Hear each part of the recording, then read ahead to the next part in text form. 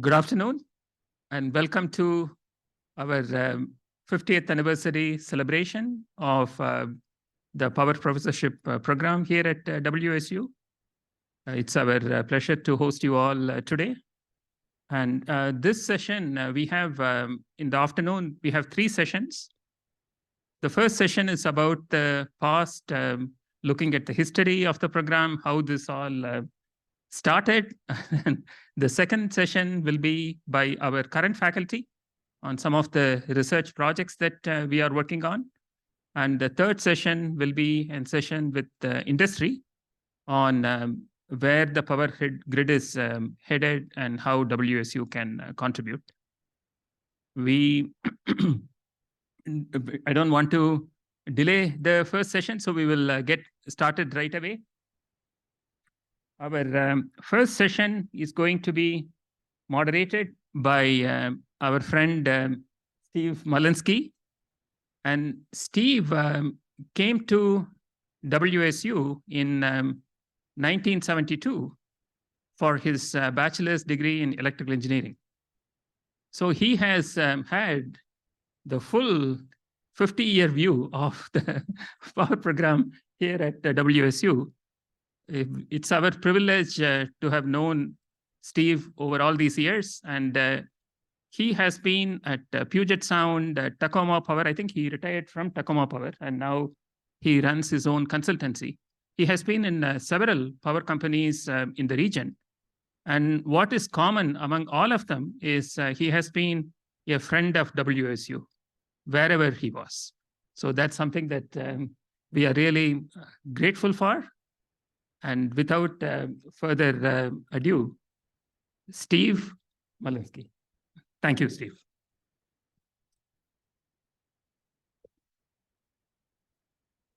Thank you, Mani. Let's see, get organized here.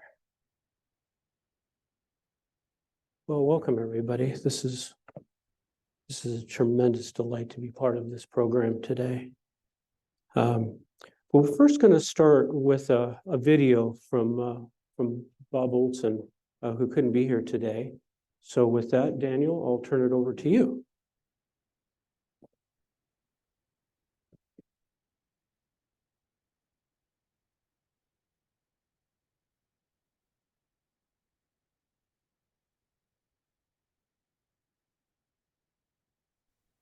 I'd first like to welcome you all to the 50th anniversary celebration for the WSU Power Professorship Program.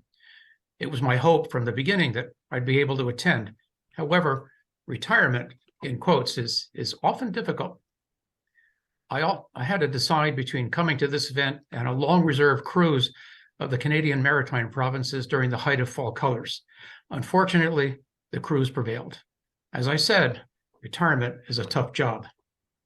Now, I think I was asked to speak to you because I arrived at WSU from the University of Colorado in the fall of 1973. This was the same time that the Power Professorship began, and Cliff Mosier arrived as the first Power Professor. Cliff joined Dick Baker, Addie Betts, Al Flexig, and John Zavia to form one of the largest power faculties in the United States.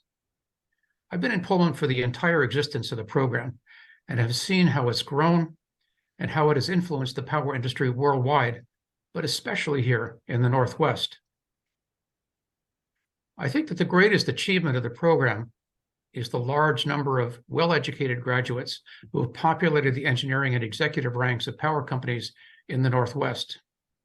It has always been, and I hope it will continue to be, a pleasure to meet with former students. Yes, you former students, you must have passed my classes, and see how well their education in power engineering has prepared them for positions ranging from engineering training to CEO. Now, I'd be remiss if I did not also mention probably the largest impact the program internationally has had with the establishment of Schweitzer Engineering Labs. Yes, I remember Ed as a graduate student, and I remember watching him soldering connections on one of his first relays in the basement of his home. SEL has been a wonderful addition to our community, a source of employment for many of our graduates, and a major influence on the practice of power system protection worldwide. Thanks, Ed, for your contributions. Another benefit of the program was that it was part of the reason Anjan Bose joined our faculty. As an IEEE fellow and a member of the National Academy of Engineering, he's had an enormous impact in the area of power system operation and control. He joins Mani Venkata-Subramanian, an IEEE fellow, Noel Schultz, an IEEE fellow, Anamika Dubé, winner of the last year's IEEE Power Engineering Society Outstanding Young Engineer Award, and Saeed Latfafard, plus several with joint appointments from the Pacific Northwest National Laboratory to form the present faculty. I'm told they still count me as well, and that's quite an honor for me. And with recent increased support from the state, as well as our partnership with PNNL, that is the Advanced Grid Institute, the faculty will grow significantly in the next years. Finally, on a more personal note, I owe much of my career to interactions with the power faculty. Their assistance with contacts at the Bonneville Power Administration and the Electric Power Research Institute got me started on a long career of research in the application of electromagnetics to power transmission. This would not have happened without the program. Again, greetings to all of you. The Power Professorship program has been successful beyond the wildest dreams of those who conceived the idea. Special thanks to Glenn Hauer, who was the electrical engineering chair at the time, Axel Strong from Grant County PUD, and Wendell Satry from Avista, which was then known as Washington Water Power, for their efforts to establish the program. Enjoy your day of celebration. Thank you. Wow, what a great introduction by Bob Olson. So excited to have him be able to participate, even though he's on a cruise right now. Very exciting times. Celebration. The 50 years have just flown by.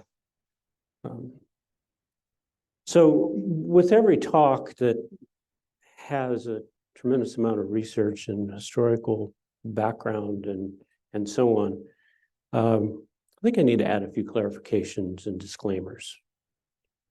One, please forgive my memory if I have either missed an item or forgot an item or misspoke about an item or so on with regard to the last 50 years of the Power Professorship. The historical accounts came from a vast and wide variety of individuals and publications and archives and so on. Some lined up, some didn't, and I sort of did my best to kind of paste it together and for our time together.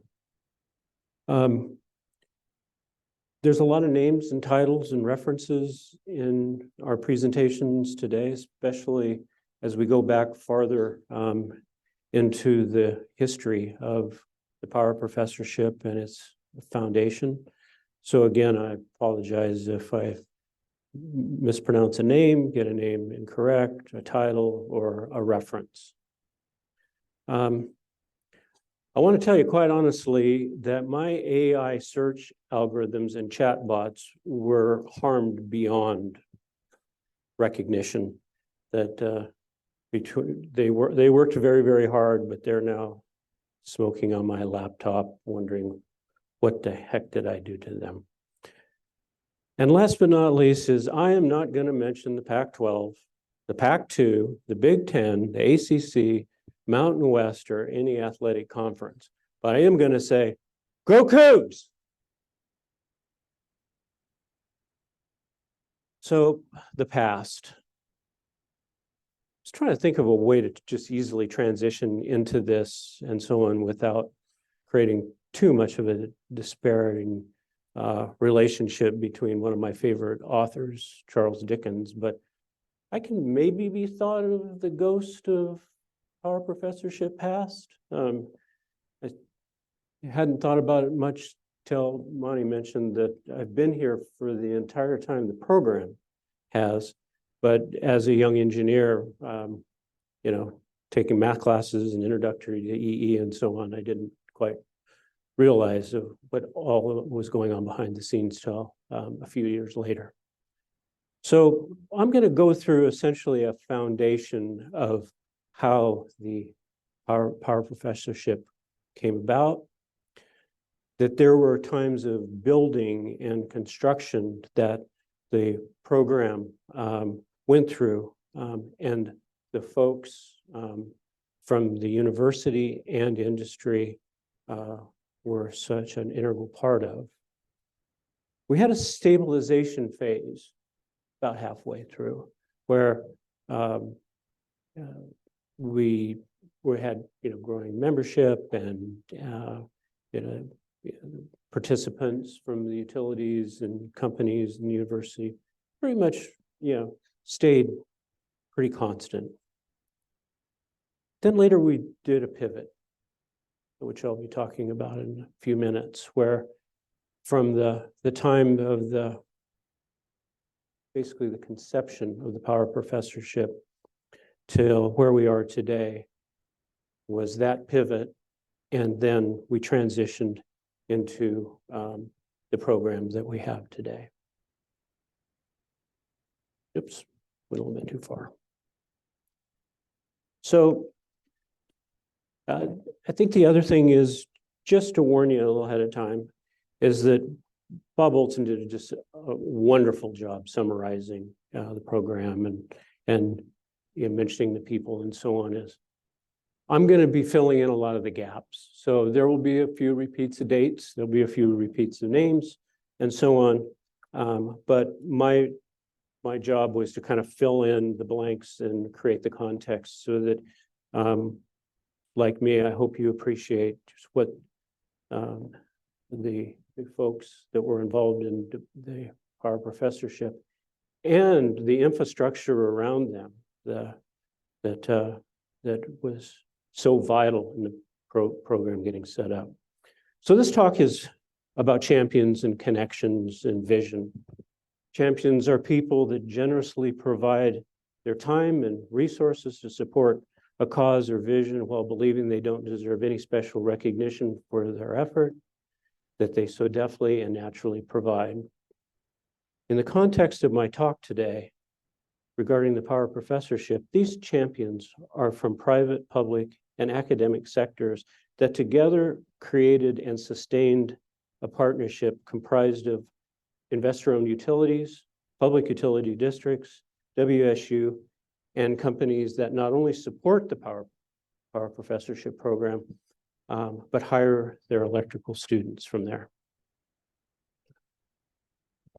This celebration today acknowledges and traces the vision and connections of the champions that laid the foundation of the power engineering program here at WSU, and for those who persistently over the past 5 decades helped strengthen and evolve it into one of the top globally recognized programs in the world.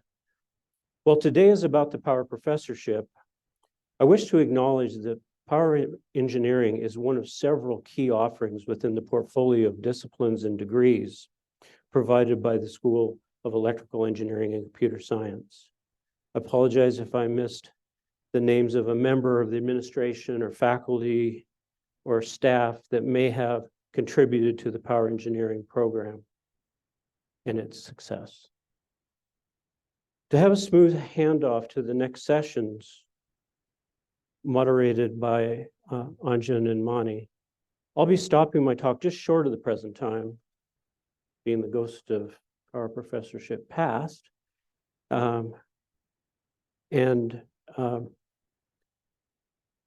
The administration and staff and faculty, the College of Engineering and Architecture, ESIC, and EECS will be highlighted during the present and next generation power sessions. The origin of the power engineering program at WSU can be traced back as far as the days of Herbert Carpenter, who, by the way, when I was here, that was the EE building, and his work on high voltage transmission. Herbert was the first dean of what they called mechanical arts and engineering starting in 1917 and stayed in that position until Royal Sloan, the same guy that the building's named after, became dean in 1942. Homer Dana became the director in 1945, of what was then called the Engineering Experiment Station and was not considered part of the faculty. Sorry.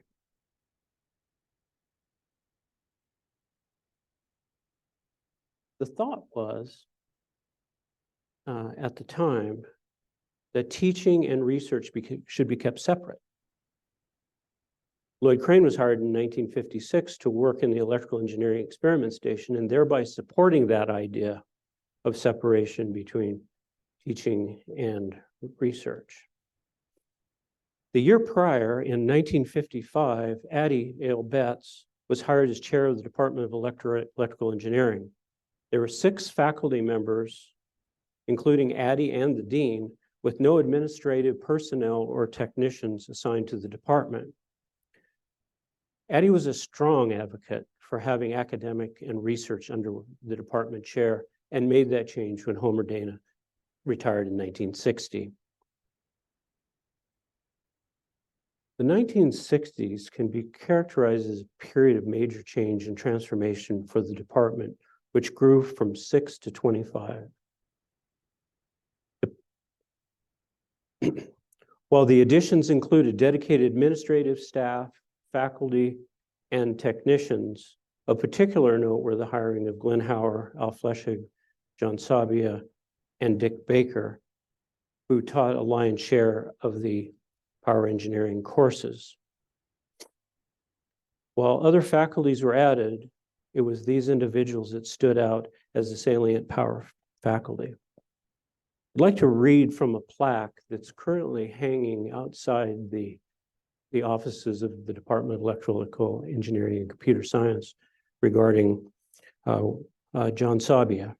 John was very instrumental and important in my time here at WSU in power engineering. He was so loved and respected by his students that sometime after his retirement, we dedicated this plaque to him, and I'm going to read it to you. Oops.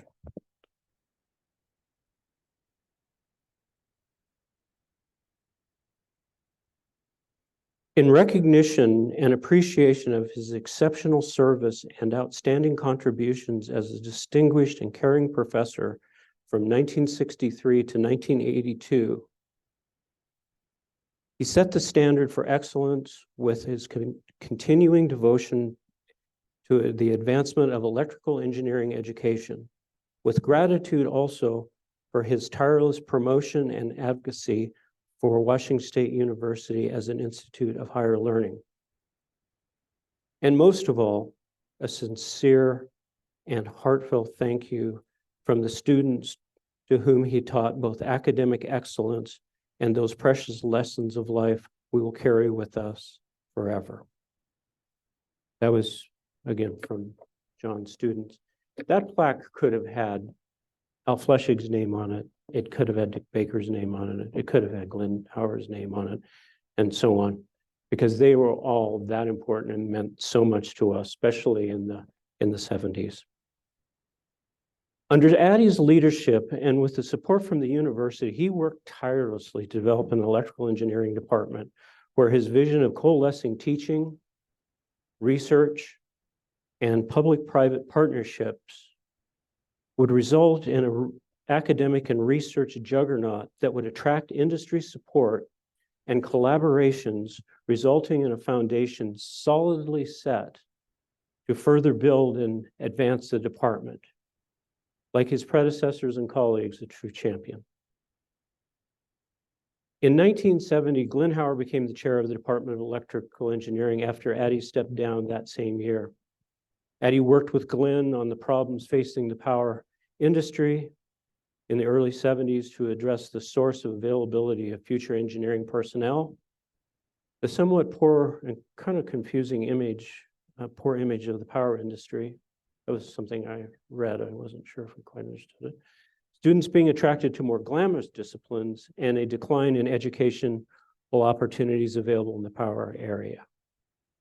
Addie had made tremendous inroads in the latter part of the 60s to get to know individuals that worked in the power industry, Together with Glenn, they leveraged those connections and began a remarkable journey in collaboration with industry to develop and build a partnership intended to address the seemingly islanded verticals in academia, research, availability of entry-level power engineers, and perception by students that a major in power was somewhat unattractive and antiquated. It was at this point that the concept of a public-private partnership advanced a couple of notches. The idea was tested and promoted by Addie and Glenn working together with two key industry leaders, Wendell Satry, then with Water Power, now it's Avista, and Axel Strom, Grant County PUD. Working in two teams, each comprised of one person from industry and one from WSU, they took to the road and visited companies throughout the Pacific Northwest to elicit support of an academic industry partnership in power. Through a variety of visits, conferences, and presentations, the three investor-owned utilities, now called Puget Sound Energy, Avista, and PacifiCorp, and a substantial portion of the public utility sector expressed a strong interest in the concept and provided an underpinning of support, resulting in the Power Professorship being established in 1973. Cliff Mosier was hired in 1973 to chair the Power Professorship program and to teach courses mainly related to power systems. Cliff quickly grabbed a hold of the program, advanced it, and continued to foster a relationship with industry that WSU still enjoys to this day. Cliff planned and coordinated an annual meeting in Pullman for the Power Professorship members to attend that included the seminar and a junior dinner. Each member was then asked to send engineering staff and management representatives, preferably WSU EE graduates, to cover the cost of the sponsorship and attendance of the students at the dinner. Every year, Cliff, like clockwork, would send letters every spring to members soliciting their support and participation at the seminar and junior dinner, which was typically held in April. Also in 1973, Bob Olson joined the department as an assistant professor and helped begin the journey for a group of newly minted electrical engineering students, some of which are in the room, including yours truly. If that wasn't enough going on in 73, Cliff, along with help from faculty members like Al Fleshig, started the Western Protective Relay Conference, which is the largest conference on power grid protection in the US and will also be celebrating its 50-year anniversary next month. Throughout the 70s, Cliff visited members and potential members by driving around the Pacific Northwest as time allowed during the school year and summer breaks. He enjoyed this activity immensely and generated an extensive list of company names and contacts that he provided to students for them to follow up with for intern and employment opportunities. Many of us used that list, which was updated at least annually by Cliff, and in my case was a major resource for me to secure internships with Chelan County PUD and the Bonneville Power Administration. This effort by Cliff typified his understanding and unwavering commitment to help introduce students to potential employers and thereby addressing the industry's concern of where they would obtain entry-level electrical engineer to offset requirements and help shoulder the increasing engineering load due to evolving energy markets, the addition, expansion, and maintenance of their T&D infrastructure and generating plants. In the latter part of the 70s, faculty members became aware of an engineer with a master's degree in electrical engineering that looked to be an excellent PhD candidate. Bob Olson was instrumental in bringing this individual to WSU, where he obtained his PhD in 1977. And then later became a member of the faculty in 1979. This individual was my TA and professor to many of us, and his name is Ed Schweitzer. And as they say, the rest is history, marvelous history. During 1980, Harriet Regas became the chair of the department after an incredible 10-year run by Glenn as chair. Harriet was a strong supporter of the Power Professorship program and made sure Cliff had what he needed to meet the needs and expectation of the members. With the building years of the 70s in the rearview mirror, the program continued to add members and experience an increase in recognition within the industry and the university as an example of a truly successful private, public, and academic partnership. In 1984, Harriet left WSU and Glenn Hauer became the acting chair of the department until Yakov Shemish was hired as chair in 1985. Like the chairs before him, Yakov actively supported the program within the university and met with members and industry leaders to ensure the program was bringing them value and to help promote the growth of the membership. An effort to establish a distinguished power professor in power engineering was initiated in the 80s. As a result of legislation that allows matching funds up to $250,000 to be provided by the state for an endowed chair. Bill Gaines and Ed Schweitzer spearheaded this effort by writing letters, making phone calls, conducting personal visits with Northwest-based utilities and companies. And in 1987, the total amount of committed funds by the industry was about $17,000 short to meet the $250,000 commitment. But with one final push by Bill and Ed, the $250,000 goal was achieved. In the early 1990s was a time of change and new beginnings for the department and the Power Professorship program. Yakov left WSU and Anjan Bose was selected as the director of the department. That same year, Cliff began his transition to retirement and supported the handoff of the Power Professorship chair to Anjan. Also in the early 90s, the Distinguished Power Professorship in Engineering Endowment of $500,000 was established, and Anjan was the first recipient of this very well-deserved appointment that he still holds to this day. The Power Professorship Junior sorry about that here.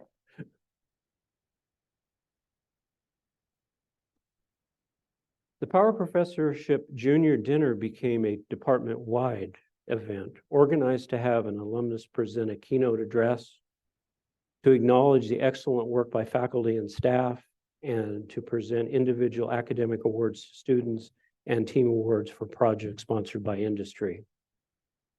In 1998, Anjan became the Dean of the College of Engineering and Architecture. Glenn Hauer returned as the interim director of the School of Electrical Engineering and Computer Science. I should have actually counted how many times he did that, but he was, in baseball terms, he was a great player and a great utility player. Starting in 1999, Tom Fisher became the director of the school and remained in that position until 2005. Anjan, together with the faculty and staff, continued to support and manage the Power Professorship. Bruce Sarazi became the director of the school in 2005. Glenn became the dean. So I'm going to repeat this. He became the dean of the college, and Anjan took leave from WSU to serve as a senior advisor to the Federal Energy Regulatory Commission in Washington, D.C. In 2006, Candace Claiborne became the dean of the college. Upon Anjan's return to WSU, discussions began with Bruce Sarazi, Jody Opine, and members of the faculty regarding the future of the Power Professorship program.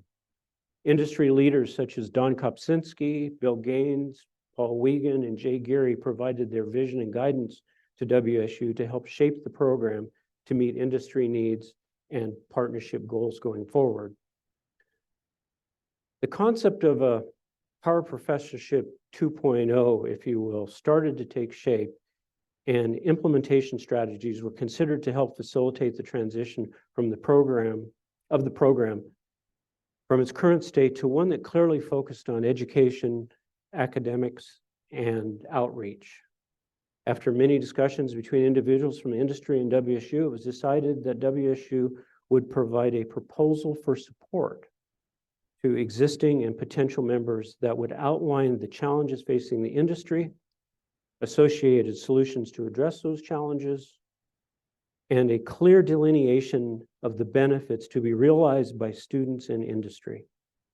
WSU made this revitalization, if you will, of the POWER program a priority and approved 3 new faculty positions and committed to provide other resources and personnel needed to ensure a new level of partnership and collaboration with industry would be realized. The proposal of support was presented in person by President Floyd, Anjan Bose, Bruce Sarazi, and Jody Opine to the members of the Public Generation Pool in 2011. Additional meetings were held between WSU and individuals representing both public and private utilities. In 2011, Chin-Ching Liu came to WSU and began working with staff and POWER faculty on the new POWER Professorship program. Between 2011 and 2013, collaboration between WSU and industry yielded a comprehensive approach to be used to further promote the program, grow the membership. It was during that period the name POWER Professorship was replaced by the Energy Systems Innovation Center. Noel Schultz came to WSU and joined the EECS faculty in 2016. Chin-Ching was the director of ESIC until he left WSU in 2017. Also in 2017, Mary Rusak became the dean of the college, Partha Ponte, the director of EECS, and Mani, the director of ESIC. Mani has assembled an incredible team of faculty members and staff to support the POWER program within the ESIC organization. We'll be meeting some of the faculty during their presentations in the next sessions. I hope you'll also get a chance to meet Janine Burke, Darlene Miller, Shara Osborne, Samantha Ulam, and Linda Howell in person sometime today or this evening. They are outstanding individuals and have worked tirelessly to help ESIC attain the success it has today. This event is just one example of their dedication to ESIC, the power industry, and the public-power partnership that has been recognized as a leading cooperative collaboration for more than 50 years. And with that, I'll hand it over to Mani. Thank you. Thank you very much.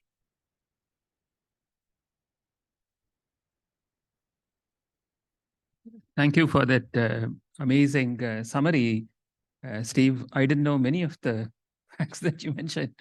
It's really interesting to know how this all came about. Yeah, thank you so much. The next session will be on the present faculty, where we are today. And we start with a welcome note by the Director of School of Electrical Engineering and Computer Science, Professor Partha Pandey. Partha is also the Boeing Centennial Chair in Computer Engineering at WSU. And he received his PhD from University of British Columbia in Vancouver. And he is a fellow of IEEE. Let's welcome Partha. Thank you, Mani, and I don't need a mic. So I'm very glad to be here, and it's a happy occasion, not only for ESIC, it's all School of EECS and VCEA and WSU. Mani has given me 5 minutes to give an overview about School of EECS, home for ESIC. So EECS, the School of EECS is actually home for multiple academic programs: electrical engineering, computer science, software engineering, and then we are starting a new undergraduate program in cybersecurity starting from actually this fall. It has started. And then the school takes part in university-wide data analytics program. All these programs, they have different relationship with the power program. Power is very core to our electrical engineering program, but then with the evolution of power research, computer science and computer engineering, all these things, involved in power research.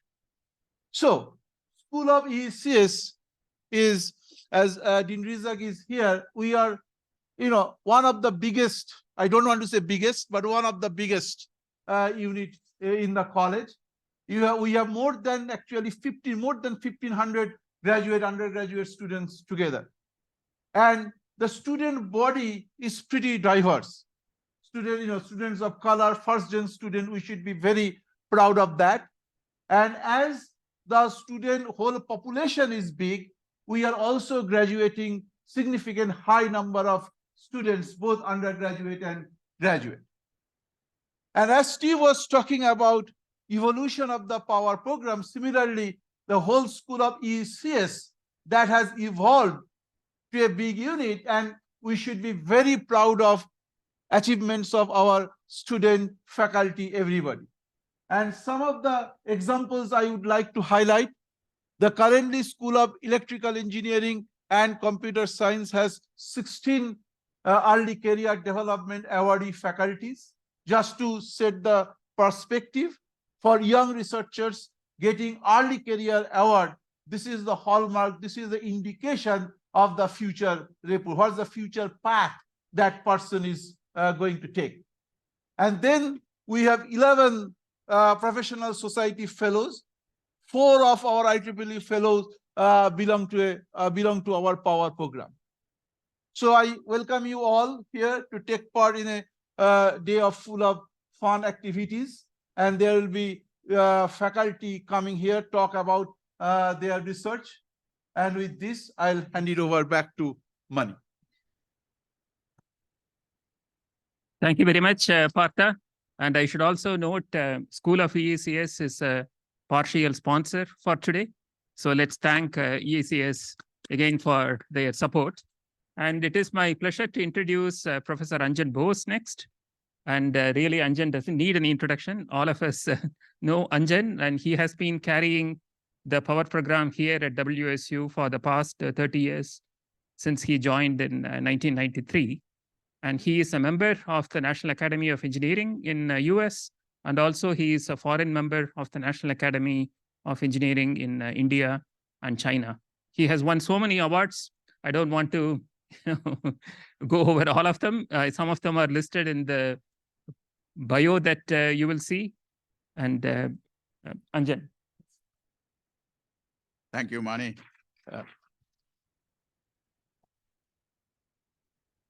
Okay, as Mani said, my name is Anjan Bose, and I've been here since 1993.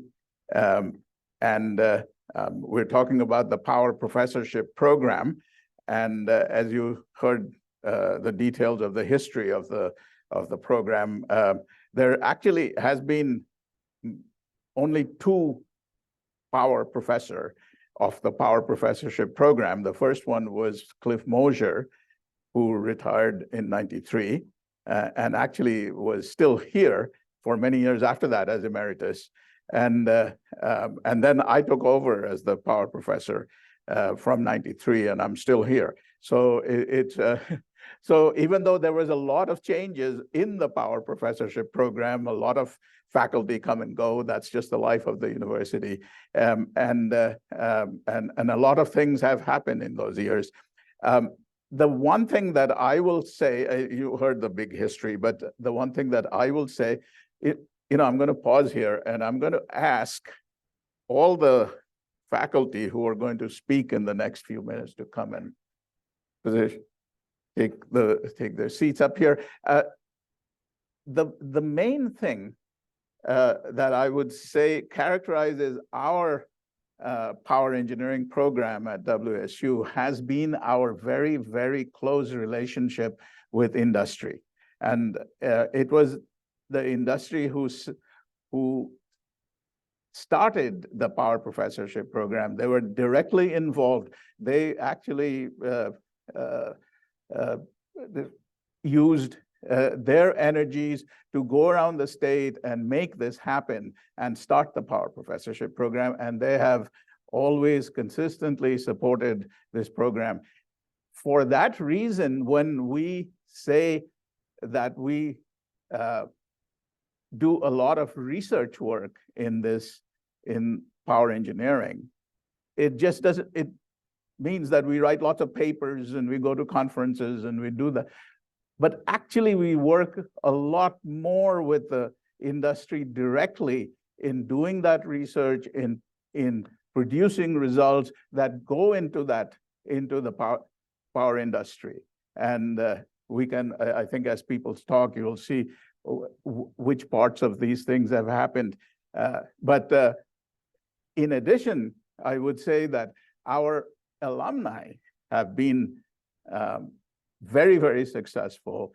They have the leadership in the Northwest, and a lot of the West, the power industry has come from WSU alumni.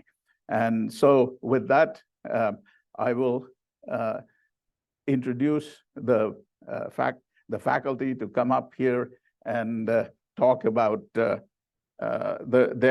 own research. This will go very, very quickly.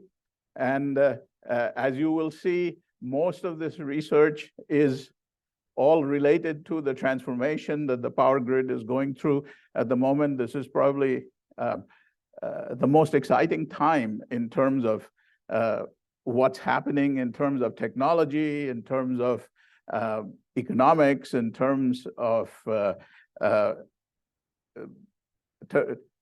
societal changes that is taking place in the power grid in the last 50 years. So I think you'll see some of the contributions that our faculty are making. With that, let me call on Anamika Dubey, who's our associate professor in ECS. I'm not going to spend time introducing all of them. They're in your program.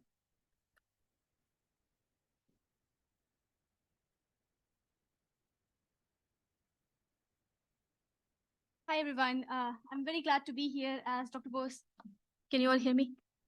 Okay, great. Hi, everyone. So as Dr. Bose introduced me, I'm an associate professor with the School of Electrical Engineering and Computer Science, working with Power Group. I have just a couple of slides to go through. Oh, I have my animations are there. So great. So what I work on is basically how our electric power grid infrastructure and its use is changing, and what are the new challenges that are emerging from that, and how do we really solve those problems? To begin with, this is basically our power distribution system. And I work basically at the distribution level primarily, but I also look into how distribution is going to impact transmission. But I'll start with the example of distribution.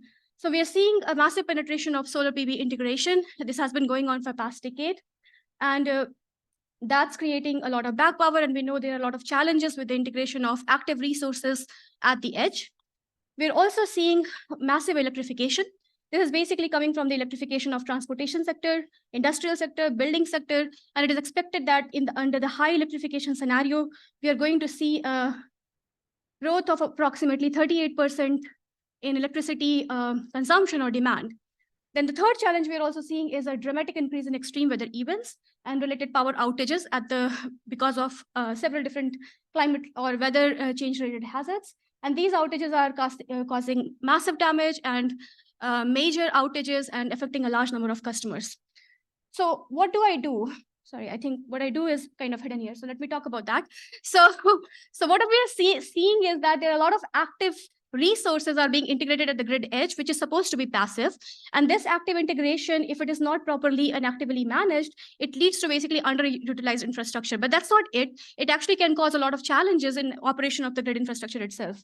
So what I say here is that active distribution management basically is required to manage all these changes, all these active nodes that we are seeing at the distribution level. And how can we do that is basically what I study and what I work on in my research. So to begin with, this is what my research focus is. I look into modeling and optimization of power grid with grid edge resources. And grid edge basically includes anything that's connected at the distribution level, whether it's at medium voltage, low voltage, or even at the substation level. So That's what I look into. And what I basically specific topics that I focus on are along these lines. So one of the challenges with this grid edge integration is the scale of the problem itself. So I look into how we can develop scalable algorithms so that we can go on grid edge optimization and control and integrate these resources more proactively in the system and basically use them for the grid services. The second problem I look into is the use of energy data analytics and decision making. So as we are integrating more of these resources, we're also seeing a lot of data flow in the system itself, and that data can be actively used for making decisions. And I look into how this can be done in a systematic manner. And the third one is I also look into what could be computationally cheap models for these grid edge resources that can be integrated with weather and climate representation. So one of the things that we are seeing is the grid is not just a silo that we need to study. We need to study along with other models. Specifically, if we want to study climate hazards or weather hazards, we have to look into weather models. If we want to study, let's say, DER, their impact on the bulk grid, we have to look into aggregate representation. If we are studying consumers who are becoming active or demand response resources, we have to look for representation for those consumers as well. So I figure out what are the good ways of modeling these for different types of grid services, and how can we really represent them in a way that is useful for us to do any kind of understanding and analysis with these resources. So that's basically what the focus of my research. I also actively work along with this research. I look into technology development and field demonstration aspects as well. And I very actively collaborate with national labs, utility companies, and vendors to solve these problems. My focus is on algorithm development to manage these active devices with the help by integrating data, measurement, and control. And then I look into prototyping these algorithms in vendor platform and doing some field demonstration for small prototype to basically test these algorithms and approaches so that they can be eventually expanded for a real world implementation. And finally, I want to thank, of course, my students and sponsors who have funded this work and who have basically supported my research for past several years. Thank you for the time, and hopefully I wasn't too fast. Thanks, everyone. Thank you, Anamika. The next speaker is Saeed Latfifard, who's also an associate professor in the Department of School of Electrical Engineering and Computer Science. This one? Okay, good. Thank you. How about? Okay, thank you. Good afternoon. My name is Saeed Latfifard. I'm associate professor at ECS department. So basically, my area of research work is fault resilience in inverter-based power grid. So as we know that as the inverter-based resources are increases to the grid, the inverter could be HVDC system, energy storage system, solar, and wind generation. We have seen so many outages and major power outages because of the new dynamics and new fault characteristics of these devices. So this is a challenging problem. It has been seen worldwide in the so many states in the US, including California, Texas, and so on and so forth, and worldwide in China, Europe, everywhere that we have large integration of IBRs, such challenges may appear. So therefore, the need is the development of the grid integration impact assessment and fault resilience enhancement tools to enable more informed integration of such devices. So in my group, specifically, we worked on the proposing methodology for modeling, analyzing, and enhancing of the fault resilience of the system. So that's what we basically do in our group. And I have here listed kind of which areas we specifically target. So specifically, we work on the protection, stability, and control aspects of the problem. So as far as the protection goes, we look at the problems that if you have these new renewable energy fault characteristics, what protection systems are immune and what of them are vulnerable, and what we can do to make sure that those vulnerable protection systems are less affected by the inverter characteristics. So therefore, we develop different digital algorithms, different system-wide algorithm of protection system, and so on and so forth.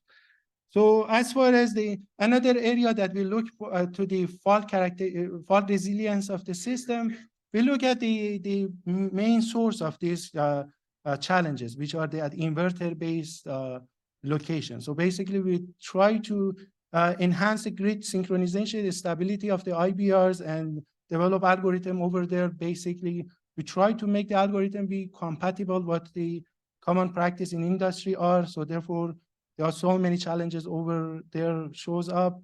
But so far, we have done some preliminary results that we are very excited about those, how the protection and inverter are interact with each other.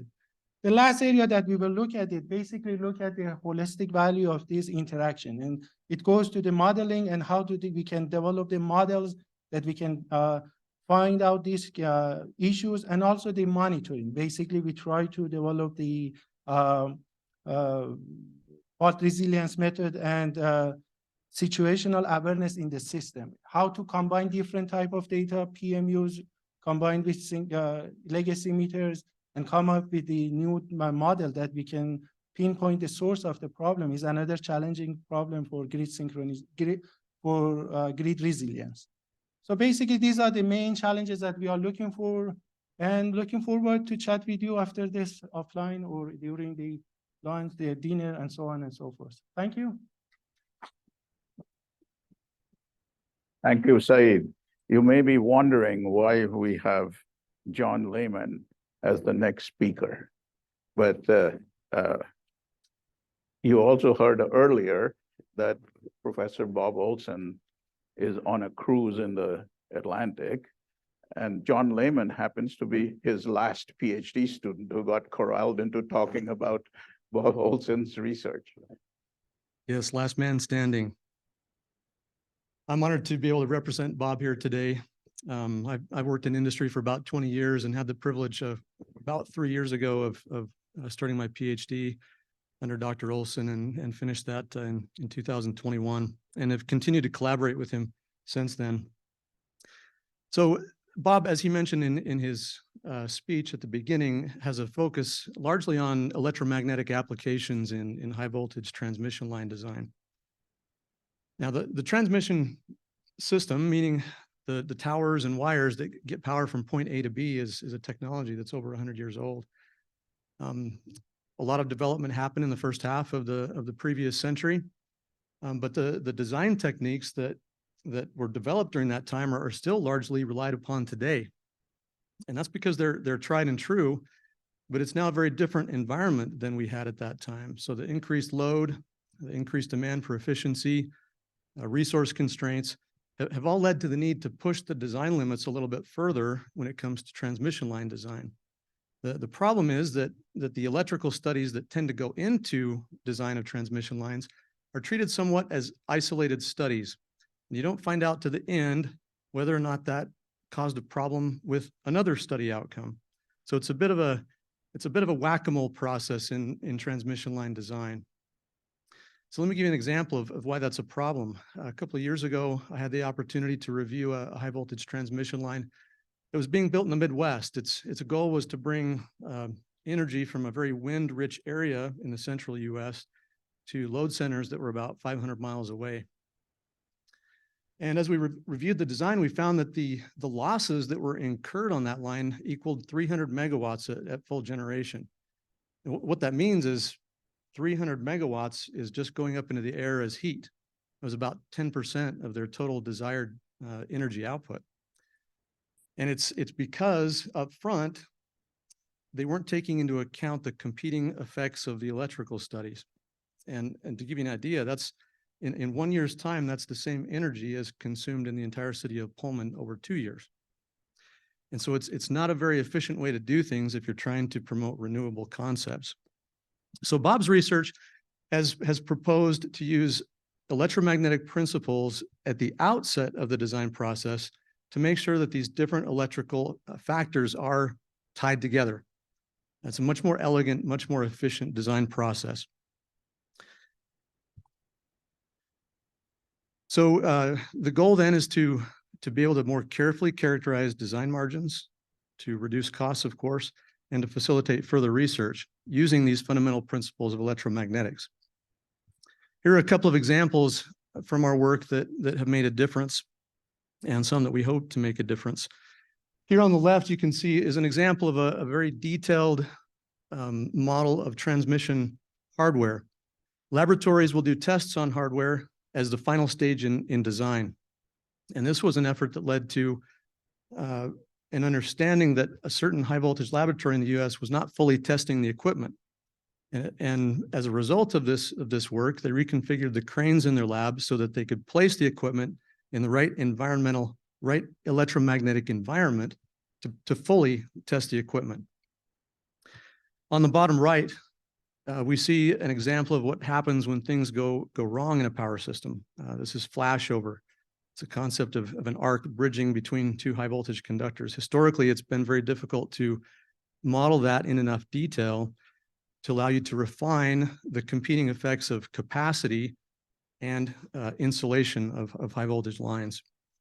And so that's an ongoing research effort. And then on the top right, we see a couple of examples of the influence of electric fields. So the general public underneath a high voltage line can receive microshocks, and that's more a matter of annoyance. But if you're a high voltage worker up on the tower, you don't need that kind of distraction when you're trying to focus on climbing the tower and avoid contact with live wires. And so the research that we've been working on allows us to much more accurately calculate the influence of those microshocks so that researchers can develop methods to mitigate those safety impacts. So overall, our hope is that the research will make a difference in the industry by allowing people to further the design, get closer to those design margins, better understand the design margins, and produce an electric grid that doesn't become a bottleneck, so that adjacent industries who are making great progress in renewable energy and efficiency aren't being prevented from achieving their full outcome because of the transmission grid. Thank you.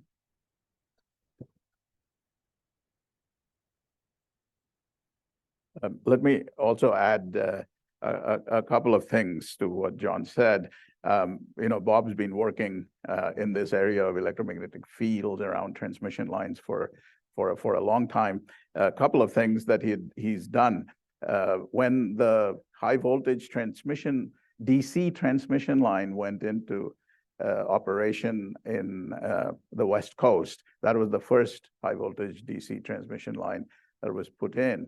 Nobody knew what the corona problems would be on HVDC lines. We had a lot of experience with AC lines, but not with DC lines. And that work of characterizing the corona around HVDC was done here in Washington State University with Bob setting up all of the equipment right here in these buildings that you were going around today.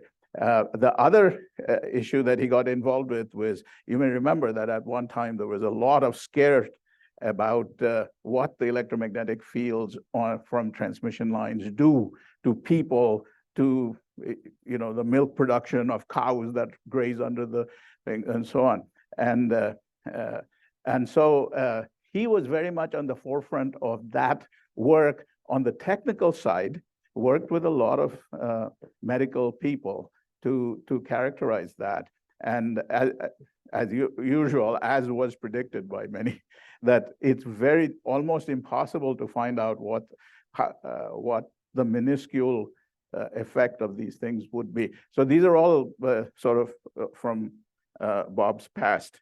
The next speaker is actually me on my research. I don't have slides, but I've worked all my life on power system operations and building control centers. When I was young, I was to actually build them and install them. But in those days, the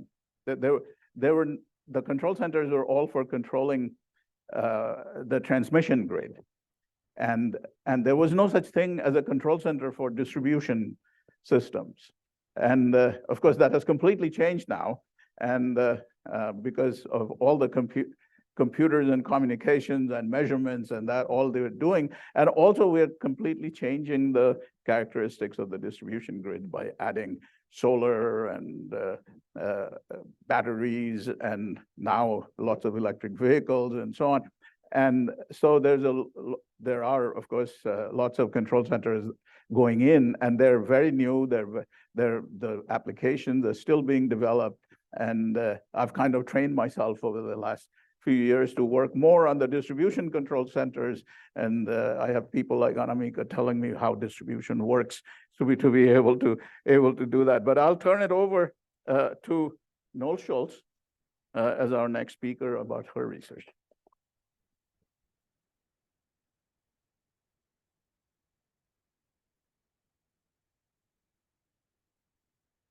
Good afternoon. Okay, you can do better than that. Good afternoon. All right, maybe I should go Cougs. Okay, much better, much better. So I really appreciate the opportunity to talk to you a little bit about some of my different activities right now, as well as future activity that I'm involved with that I think is going to be great for both ESIC as well as the Advanced Grid Institute. So as Anjan said, I'm Noel Schultz, and I'm the Schweitzer Chair in electrical engineering. And so a little bit about me and about some of the activities I'm doing. And really over the last 6 years, my life has been something called UI Assist, which is the US-India Collaborative for Smart Distribution System with Storage. And what this is a large DOE project between the US and India for $30 million. Originally it was supposed to be over 5 years, but we had COVID, so it's 6 years, to look at taking today's distribution system and what will it be tomorrow, as we look at storage, as we look at renewable energy, as we look at cases of advanced distribution systems, but also the case of possible microgrids within those systems and resiliency. And so as we've looked across the different areas of all these topics, we had 31 organizations between the US and India that were working, 160 plus researchers, as well as 150 plus students looking at these topics. But one of the unique parts of this particular project was our partners within the US. We had 5 universities, 3 national labs, 2 utilities, several software companies, several organization that represented NRECA, that represented all the cooperative utilities. So it was really across the spectrum of the grid ecosystem and looking at these challenges and how do we move forward with these activities. I have a couple of pictures here that I wanted to share, and hopefully you can see most of them. The first one on your right is me sitting at a village in India with the women of the village in 2019, talking about how we're going to electrify their village for the first time. And we were talking about what electricity meant to them. And to me, this was really, as we talk today about energy equity, this was really a special moment for me to think about how we're impacting, based on our research and development activities, this village. And I'm excited to say 2 weeks from today, I will actually be in this village getting to see it electrified. So that was one of the really interesting activities. As we look across 2 different countries, we come at some of our challenges in the distribution grid differently. The one in the middle is actually a senior design team that was working with Sonoma's PUD and the Tulalip tribes to look at the feasibility of a microgrid on the Tulalip tribe administration building. And that was a chance for us to work within the US and look at how microgrids, and to have our students be involved in design and development and look at the issues around sovereignty, around being able to have your own grid and what that meant to our tribal nations. And so these are some projects that are all under our UI Assist project. We also see a group, it's a little bit dark there, but a group in Orlando this summer where we brought together folks from India and the US to talk about all the great things we're doing in this advanced distribution system environment. The other activity I'm involved with is I'm a co-director of the Advanced Grid Institute, and my co-director, Jeff Daigle, will share a little bit more today about that. But one of the things we've talked about how we work with industry with ESIC, but we really work across multiple different groups, not only what, and I would call national labs as kind of separate from industry, but we're very fortunate in the state of Washington to have Pacific Northwest National Lab as a partner. And this is in 2018, 5 years ago, WSU and P&L stood up 3 institutes, and the Advanced Grid Institute was one of those. And what we're trying to do is, as one of my colleagues at P&L said, we're trying to make 1 + 1 greater than 2. And when I think about ESIC, the same thing. We're working to make 1 + 1 greater than 2. And how do we advance research and development as well as workforce? So this is my new challenge or opportunity, and it's the Institute for Northwest Energy Futures, or INEF. And I'm the inaugural director of INEF, and this is headquartered in the Tri-Cities area, but it's really an opportunity for us to look across now the energy ecosystem on how do we look at, as we talk about electrification of transportation, electrification of buildings, as we look at hydrogen, as we look at new nuclear, all of these things, how do they relate to the grid? And how do we make sure we're talking across the different entities to make sure that we're looking at optimizing the whole system and not just different silos of the grid or silos of the energy system? So thank you for this opportunity and enjoy your visit today. Let me also mention that other than doing all these things that that she does, she served the IEEE Power Engineering Society as its president, which means that she's put in a huge amount of work before she was president on various committees and of this rather large society, which has something like, I don't know, 80,000 members all over the world, traveling all over the world, working with all of these people. And one of her passion that she did not mention is the encouragement of women into power engineering. And she started all these programs within the IEEE for all of that. So I'll call on Mani to talk about his research. Thank you, Anjan. It's really tough to be the speaker after Noel, after that electrifying presentation. Thank you, Noel, especially for the contributions you have made to the remote villages in India. That's personally very,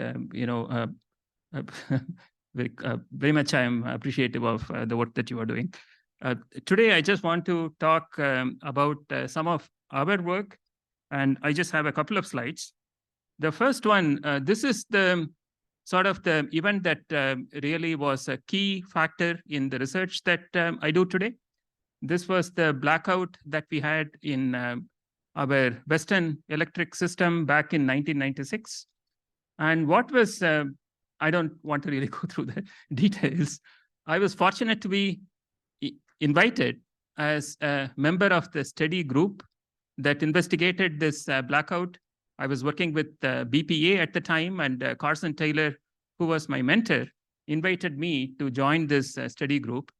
And what was amazing was that was the first time we could get measurements from wide regions of the power grid simultaneously by using this technology of phasor measurement units.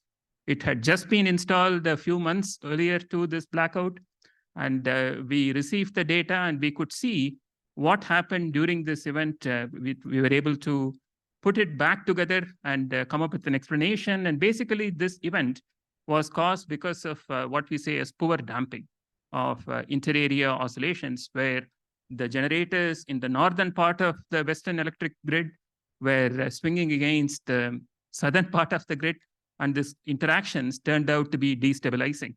And that led to very quickly growing oscillations, and that led to the tripping of these transmission lines connecting north and south, and that led to the blackout. And this really got me motivated to look at how we can use the phasor measurement units, these simultaneous measurements from wide areas, to determine what is going on in the power grid. And that's what I have dedicated my career for the past time that I have been here at WSU. And fast forward 25 years, we have been developing research tools and algorithms which have been adopted by some vendors. And we were working on a project with RTE in France. They have this phenomenon of inter-area oscillations where the middle of Europe is oscillating against the two ends of Europe. And this is making that grid weak, in that we see poorly damped oscillations, which has been a concern for 2 years. So they were working with us on studying that phenomenon. Then in 2022, as part of previously planned experiment, Ukraine disconnected from, Ukraine was previously part of the Russian interconnection. And in February, they disconnected their grid to see how they can operate ahead of a planned merger with the European interconnection 2 years in 2024. But the week after Ukraine disconnected the grid, Russia invaded Ukraine. And then Ukraine did not want to connect back with the Russian grid and appealed to European Union to synchronize with the European interconnection to make their life a little easier in managing their grid. And the previous plan was to have 2 years to study how this interconnection would work, because it's not easy to put two big interconnections into one. There could be problems of oscillation, and already Europe was vulnerable from previous events. We had seen poorly damped oscillations. And there were no good models to see how this combined system of Europe and Ukraine would work. But there was a lot of political interest or sympathy for Ukraine, and the power grids in the countries of Europe were encouraged to somehow make this work. So they went into emergency kind of planning, and France, RTE, the operator in France, licensed our technology, and they used it live when Ukraine finally synchronized with the European interconnection in March of 2022. And this, was a really gratifying feeling for me and our students that the research that we were doing could actually help a country in the middle of war. And they are still using this in the French Control Center for monitoring the oscillations. They have operator instructions that if the damping goes low, they have to do certain actions. And this whole, adoption has been very encouraging to us. And I want to thank all my students over these 25, 30 years who have really contributed to this work. And I am grateful for having this opportunity to work with the other countries as well as the utilities here, whom we have collaborated with. And I thank you all for being part of this event today. And so now we take that is the end of this session. And we take a 20-minute break, and we will come back at 3 o'clock for the session with the industry. Thank you very much.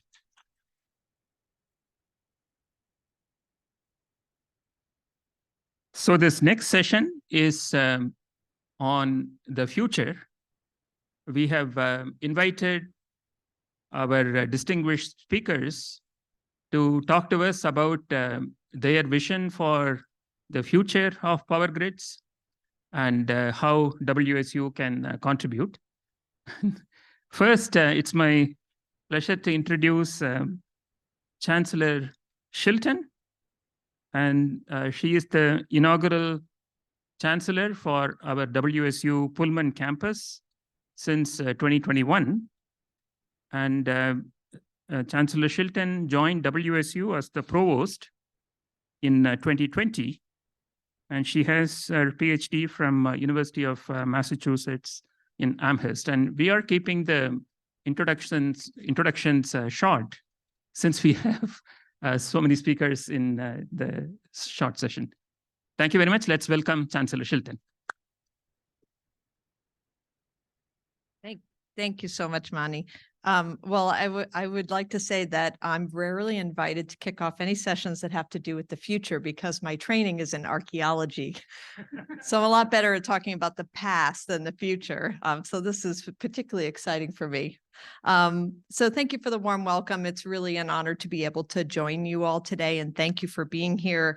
I know you're going to hear from her in a moment, but I really want to take a moment to recognize Voiland College of Engineering and Architecture Dean Rizak. Her leadership has really been instrumental in growing WSU's impact in a variety of industries, including power. WSU, as you all know, has been a long-time leader in the power industry. The innovative research and teaching at WSU is paving the way for new power solutions for a more reliable, resilient, secure, efficient, and affordable electrical grid. And it's safe to say that advancing research in power systems is in direct alignment with our land grant mission, where we're committed to serving and supporting individuals and communities in the state of Washington and beyond. Our success at WSU would not be possible without the generous support of our industry partners, and I know many of you are here today. Without you, we would not be able to do all of the things that we do in this area. It's our industry partners who not only founded the Energy Systems Innovation Center, but has also supported that center for 50 years. This support encourages our faculty, our staff, and students to continue to innovate. And when our students graduate, you're providing them the opportunity to become wildly successful while serving the industry, our communities, and the country. So thank you again for allowing me to say just a few words. I'm looking forward to learning about the future. So thank you.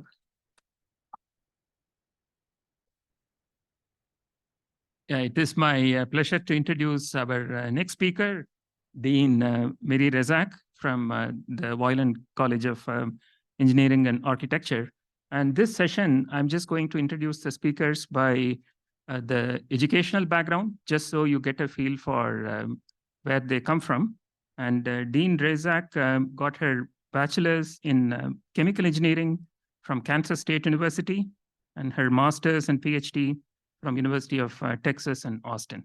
Let's welcome Dean Mary. Awesome. Thank you, Mani. So I am a longtime faculty member and teacher, and so I could not do this without slides and pictures. So I was asked to tell you just a little bit about the College of Engineering. And so I want to look at it over the past 50 years. And as we celebrate the 50th anniversary of the Power Professorship. So the first thing I wanted to do is just give you a sense of the leadership in the College of Engineering. These are the leaders from 1973, and some of you will recognize, perhaps personally, Glenn Hauer, who was a department head in electrical engineering. You can see, and I put this number on because the next slide looks like there's a lot more people. It's just that the pictures are bigger. There were 9 academic leaders serving on this one campus in Pullman, and there were about 1,600 students.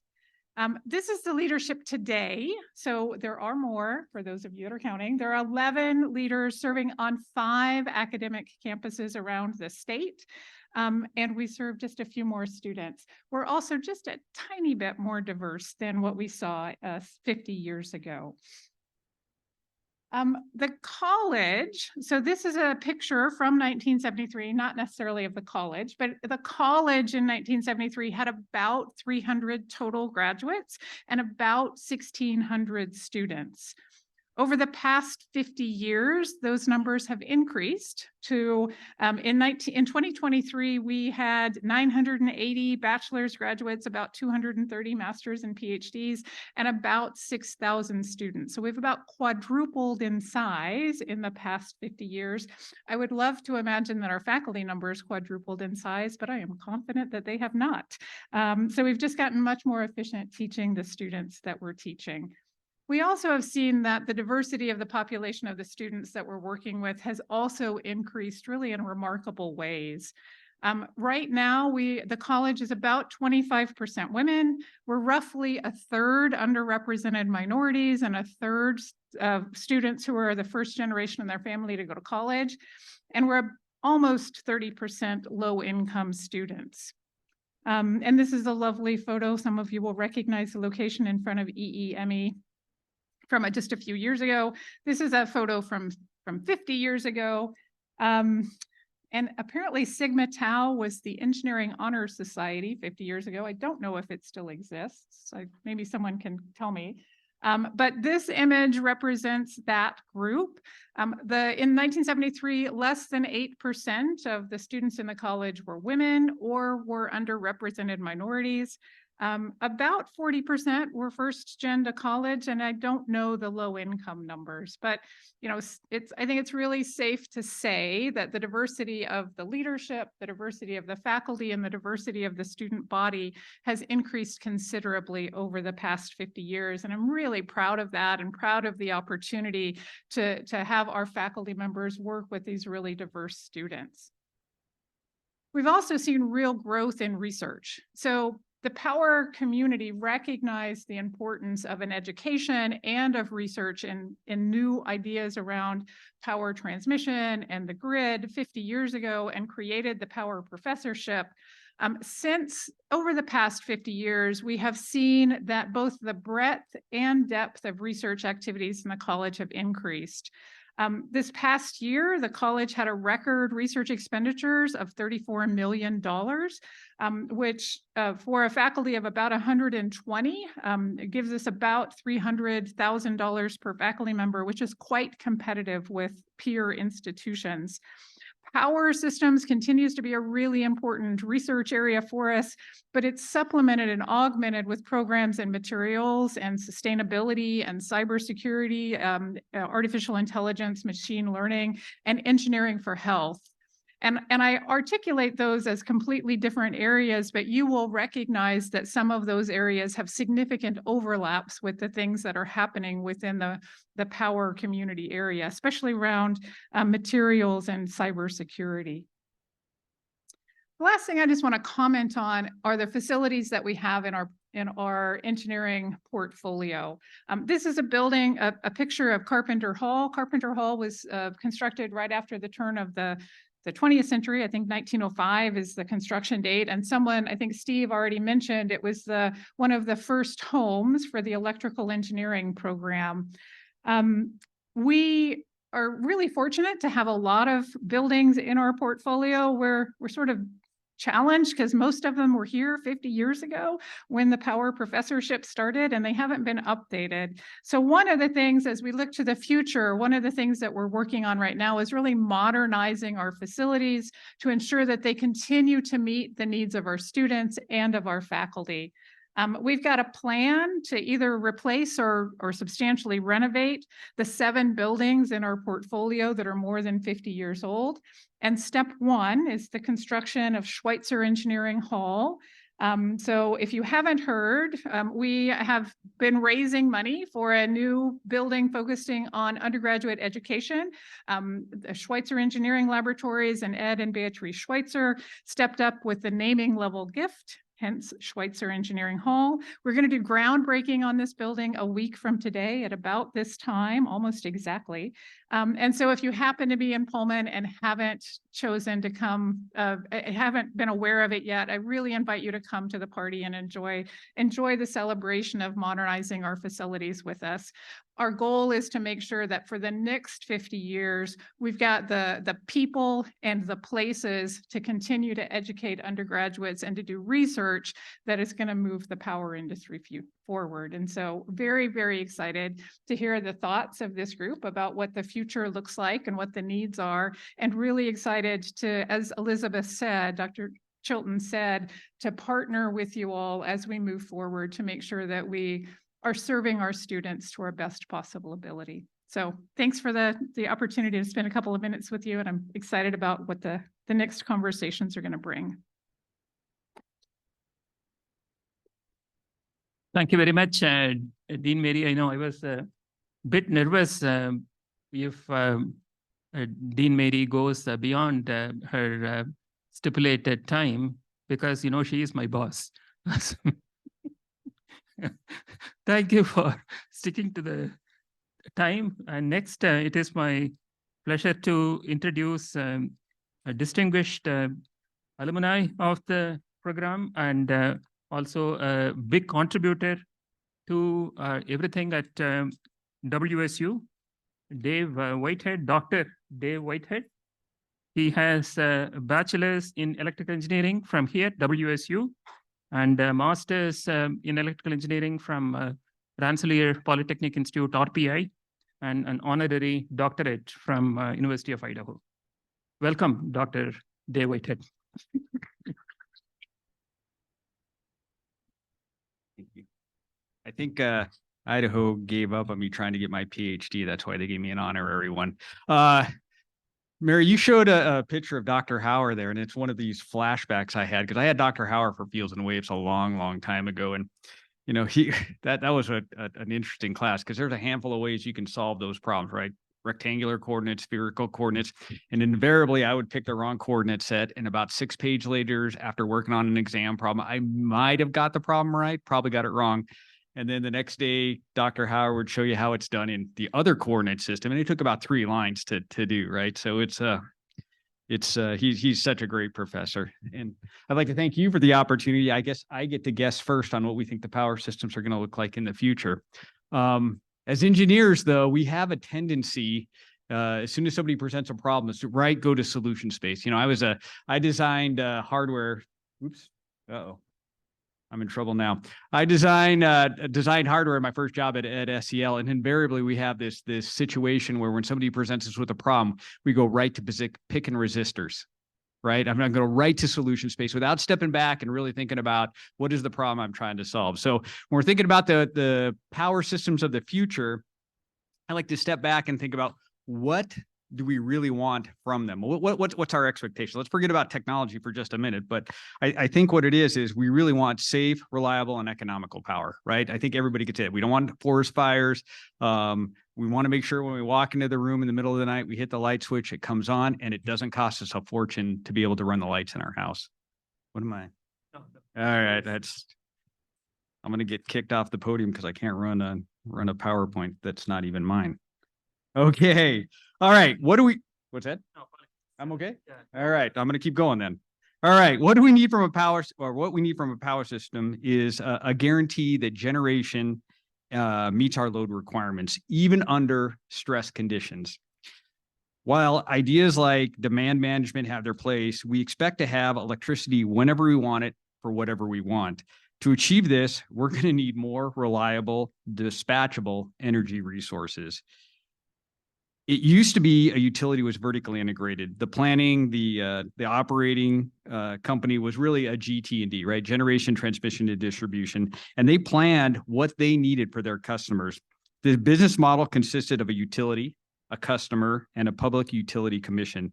And the PUC's job was to ensure that the utility and the customer both got a fair deal for the product they produce, the distribution of it, and then on the other side, the electricity that the consumer used.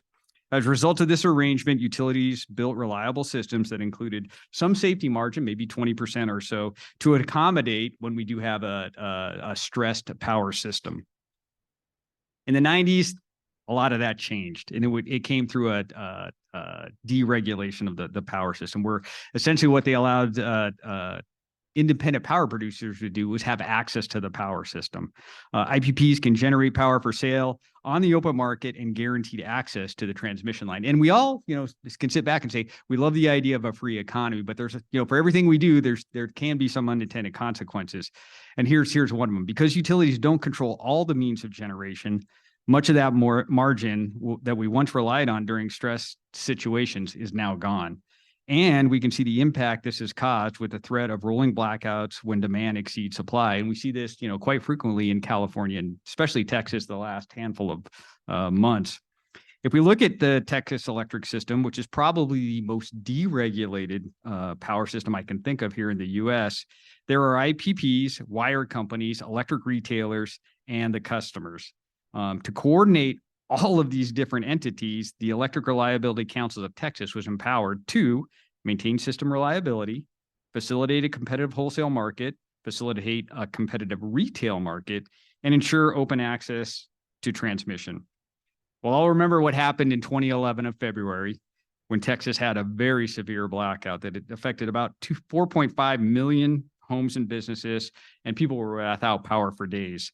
And the failure was attributed to the power sources like wind turbines and natural gas that hadn't been winterized for that particular power system.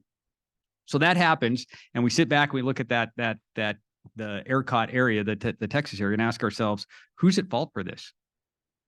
Who ultimately is responsible for the power system in Texas? And I'm going to make the argument, because there are so many people or so many entities, no one's in charge of the electric power system. So coming back to this desire for safe, reliable, and economical power, I think we need to get back to these vertically integrated utilities where they can manage, operate, and be responsible for the GT&D. Okay, so that's my prediction where the power system business model needs to go. Let's talk a little bit now about the technology because we're all engineers. Okay, I'm of the opinion if we want zero emitting carbon energy sources that are dispatchable and can be deployed in many different geographies, you end up at nuclear. It's safe, it's reliable, it's efficient, but we are years away from a solution being broadly available that meets all of our power needs. So how do you bridge from now to nuclear? I think we have to use gas, and I know we're in Washington State and gas is a 4-letter word spelled with only 3 letters. That was a joke, and maybe I won't do those anymore. All right, but there also be a mix of solar, wind, and other renewable sources, including batteries. I'm a little skeptical on batteries and especially chemical ones right now. It's like, how would those really perform for us or help us out? Like if we had an incident like Texas or an extended outage, there's some challenges there.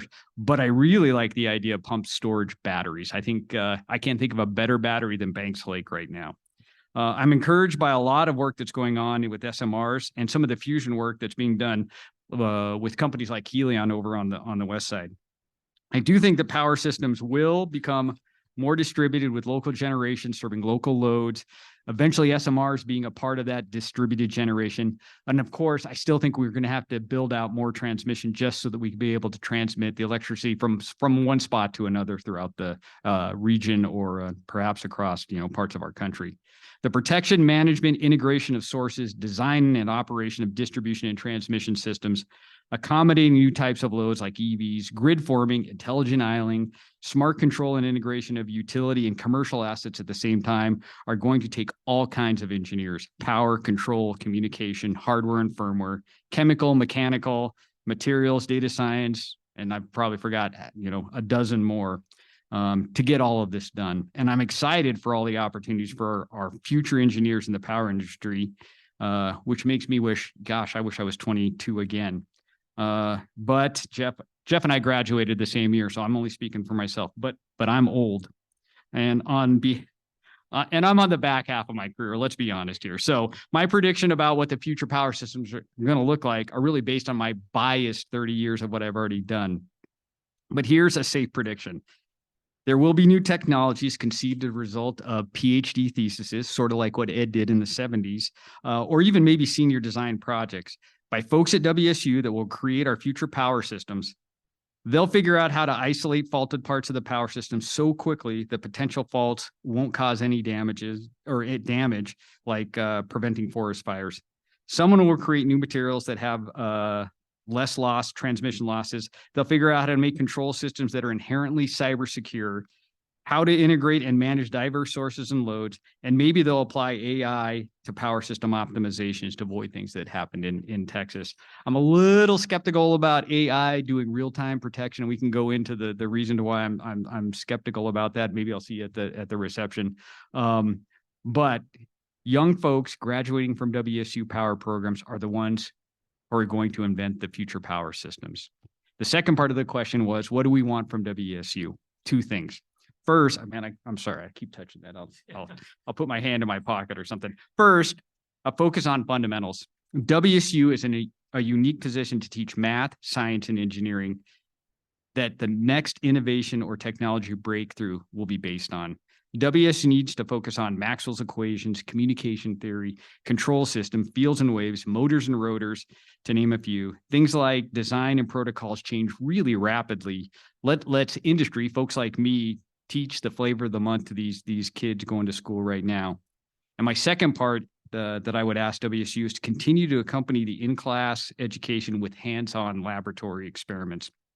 WSU gave me a wonderful education because of the labs accompanied with the classwork. And a big reason I found the lab so valuable is because I'm one of those students that doesn't fully understand how something works until I let the smoke out of it. It being many different things, and it was many things when I was in the labs. Thank you, Manny and Dr. Rizek, for the opportunity to talk today and for participating in your 50-year celebration. Thank you very much, Dave. Please hold your questions. We will have about 15-20 minutes at the end for a Q&A session with our distinguished guests. And a couple of things I wanted to remark on. One, you were called to roll back deregulation. That's something that we should talk about. And the second one, what you mentioned about the hands-on experience with the labs, I again want to highlight the contributions from industry SEL helped us set up the protection lab that we have, and Puget Sound helped us set up the renewable lab we have, and Avista helped us with the machines lab, that the labs that you toured this morning. So let us thank the industry for their support in setting up these labs for the students. Our next speaker is from Avista, Mike Didish, and he got his bachelor's from WSU. Welcome, Mike. Thanks. All right. Hi, everyone. Can you hear me? All right. So as we talk about the future, I wanted to say first, today's a day to celebrate. So I really want to celebrate all the amazing experiences in my life that I've had because of this program. And I know everyone here has been touched by this power program in some way or another, and probably feels the same way. The power program provides the foundation needed for the future. So as we look towards all the changes we see in our industry, those fundamentals in the power system education are really going to continue to be important. The lab environment, the senior design projects where you get hands-on with the industry, critically important. WSU also provides a lot of industry collaboration opportunities. So when I was a student, for example, Dave Whitehead came into my class sophomore or junior year to talk about Schweitzer and made me really interested and passionate about protection. I went on to be a protection engineer for a little while. So those things are really important too. After graduation, I've had a lot of chances to work on research projects and collaborations with WSU as an Avista employee, and continue to learn, and we continue to share knowledge between academia and industry. And I think that's really important to continue that knowledge sharing and development of new ideas for the future power grid. So as we experience more rapid change in our industry and the system and the technologies continue to evolve so quickly, we need to look for new ways to partner together. And one of the things we've been doing is within the Avista Energy Innovation Lab, partnering with our research and industry partners in new ways in order to get the best ideas out into the field quicker. So when you go to implement a new technology on the system, it ends up in the hands of a technician or electrician or somebody who's implementing that. They don't directly implement ideas out of research papers. They need something more concrete. So the Innovation Lab's role is to bridge that gap and to create the standards, the settings, the work practices, and documentation required to take these really great ideas and actually implement them into the field environment. One example is the UI Assist project that Noel led. We got a chance to take an idea that came out of that project and demonstrated as part of one of the US field demonstrations. And it was really powerful in the lab to see a PhD student, lab engineer, and a relay technician all sitting side by side working on a project that we eventually deployed in the field that came straight out of research. So I thought that's a really powerful way that we can work together to implement future ideas and move our industry quicker. And finally, looking at the bigger picture of decarbonization and clean energy, Avista has partnered with WSU and a whole host of other organizations to create INTENT. INTENT stands for Inland Northwest Center for Energy and Decarbonization. So what INTENT will do is create an innovation engine that builds our region's expertise and builds on our region's expertise and power.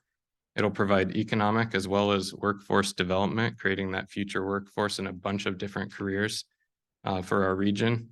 And from the Avista perspective, it'll help us balance the needs for clean energy with the continued need for reliable and affordable energy for our customers.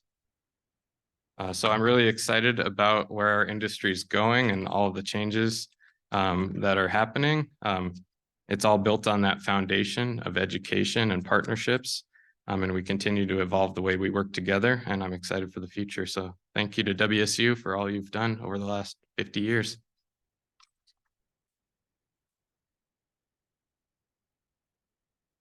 Thank you, Mike. And on INTENT, I should mention Kim here in the room is the PI, the leader for that effort. So if you have any questions, please talk to Kim. Hopefully she doesn't run away. Our next speaker is our friend Jeff Daggle, who is also the co-director of Advanced Grid Institute. and he got his bachelor's and master's in electrical engineering from WSU. Welcome. So I gotta just quickly go down memory lane here a little bit before I start my prepared remarks. Being in this room brings back a memory I had in the late 80s. I was here in Pullman for my undergraduate degree, a class of 89 with Dave. I'm a young man. And so in this very room, we had Adrian Cronauer giving a talk. You guys know who that is? Have you ever seen the movie Good Morning Vietnam? Robin Williams portrayed Adrian Cronauer, right? And so we all came expecting to see somebody like Robin Williams, but it was a completely different kind of guy. But he really did, you know, he was a disc jockey during the Vietnam War, and the movie was kind of loosely, very loosely based on his experiences. And then I really thank Steve for taking us down memory lane with all the names and things, because I was a attendee of the junior banquet multiple times. But don't worry, I was a good student. Only once as a student, and Cliff brought me back as an industry person to meet with the students, you know, after I was done. And then I got my master's degree from WSU Tri-Cities in 1994, which is 5 years after my bachelor's degree. And Cliff Mosier was my chair of my thesis committee, and he was really on me to get done because he wanted to retire, and I was one of his last students. So I guess once I got done, then he was able to retire. But it's been a great ride, and so I'm looking forward to the next 50 years. And so one of the things I have a real pleasure of being involved in is the Advanced Grid Institute. This was mentioned during Bob's video earlier, and Dr. Schultz talked about this as well. But this is a joint institute between the Pacific Northwest National Lab, which is located in our main campus is in Tri-Cities, Washington, and Washington State University. And it was formed in 2018 as a recognition that both WSU and PNNL have very, very strong presence in electric power research. And so by combining our programs in a more integrated way, not that we weren't already working together on multiple projects, but in a more organized and systematic way, we can really combine our talents and raise our visibility in terms of things that we're collectively doing to help advanced power grid research and education. So one of the things up there in the top, as I'll kind of go around in the circle here, the top left picture there, advanced modeling for an increased complex grid. And one of the things, and Dave mentioned the vertical integration, but one of the things that we see is that even when you had vertically integrated utilities, and the problem's gotten much worse now that we've sort of split things apart from a business model perspective, but you still have these silos of modeling tools and analysis capabilities, you know, where you're looking at transmission or distribution or other things like computer networks and things. And how do we bring all those together in an integrated way? And so one of the things that both PNNL and WSU have worked on is co-simulation and bringing together these different modeling simulation silos in a more integrated way to really reflect more realistically what the grid really looks like when it's operating.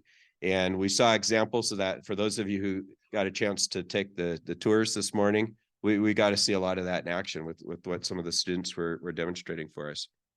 Going over to the next one on the top right corner, a realistic environment for testing and training. And you know, when these systems need new system operators and new engineers in these environments, a way to have more advanced training with hands-on things. That's why I was really pleased to see like the tools that General Electric had developed or donated to the lab there. Really hands-on types of things. So that's a great opportunity as well. And the picture there showing the Electricity Infrastructure Operations Center at PNNL. But we've you know, a lot of the behind the scenes technologies are things that we've worked on collectively with WSU. And then down just keep going around clockwise, down in the bottom right corner, preparing the next generation workforce. That is a picture of the lab. I was in there this morning. And, you know, so really looking for opportunities to help students have some of these experience through internships and things like that. So in addition to hosting interns, like all the companies here do, PNNL also works with WSU on something called the Distinguished Graduate Research Program, as a way to have a 4-year program where they do 2 years at WSU and 2 years at PNNL to really have a complete, well-rounded experience for those students. And so we've had several go through the program. We have 2 currently going through the program right now. So we're excited about that. And then completing the circle there, thought leadership with industry and stakeholders. One of the pictures that Dr. Schultz showed during her presentation was a symposium we had in Seattle in December. And so opportunities where we can go out and talk about the power grid to maybe non-power system experts to really talk about these challenges. Gas shouldn't be a 4-letter word, right? And so the need for natural gas to have some of these load forming generation dispatchability and things like that is really critical. And it's important to let policymakers know about these things that we're working on and understand. So a little bit about the mission and vision. I won't read through these, but this is what we're all about in terms of what the Advanced Grid Institute is doing collectively. And if you're interested in more information, I think these slides will be available to you, but otherwise it is available on the website. You can get on there and learn more about what we're doing. And we've got quarterly newsletters. If you're not getting those and want to be, let me know. I'll get you hooked up on the list there. We're also active in social media. And earlier this, I guess it was last month, at the end of August, we had what we called AGI Day. And so that was something that we did at WSU Tri-Cities campus. And it was really, really well attended. We had 95 people come and attend that, plus another 70 or so that were virtual. So that was really exciting to have that kind of turnout. And so we're really looking to continue to build this momentum, and really excited about the future of that. So I'll just end with go Cougs.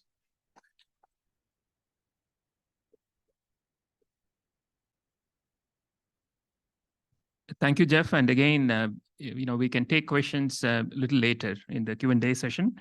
Our next speaker is Prashant Kansal from Tesla, and he got his bachelor's in electrical engineering from Delhi College of Engineering and master's in electrical engineering here from WSU. And I should also note he worked in SEL before going on to AEP and then now at Tesla. Welcome. Yeah, thanks, Dr. Mani, and thanks, Dr. Bose, who was my mentor. And I guess because of him, I can be on the podium too. So thanks so much. So yeah, I don't have a slide, so I guess I have to speak really well. And Dr. Mani gave the context, of where I worked. Basically, I worked in protection, and previous to that, I worked in EPC design company doing substation design. Then I went to American Electric Power, and then to Tesla. And I lead the power systems team, which is a global team at Tesla across the world doing the battery interconnection. So I get an opportunity to talk to regulators, grid operators, folks in planning, and work with internal policy team. So on the new challenges of the integration. So that is my vantage point.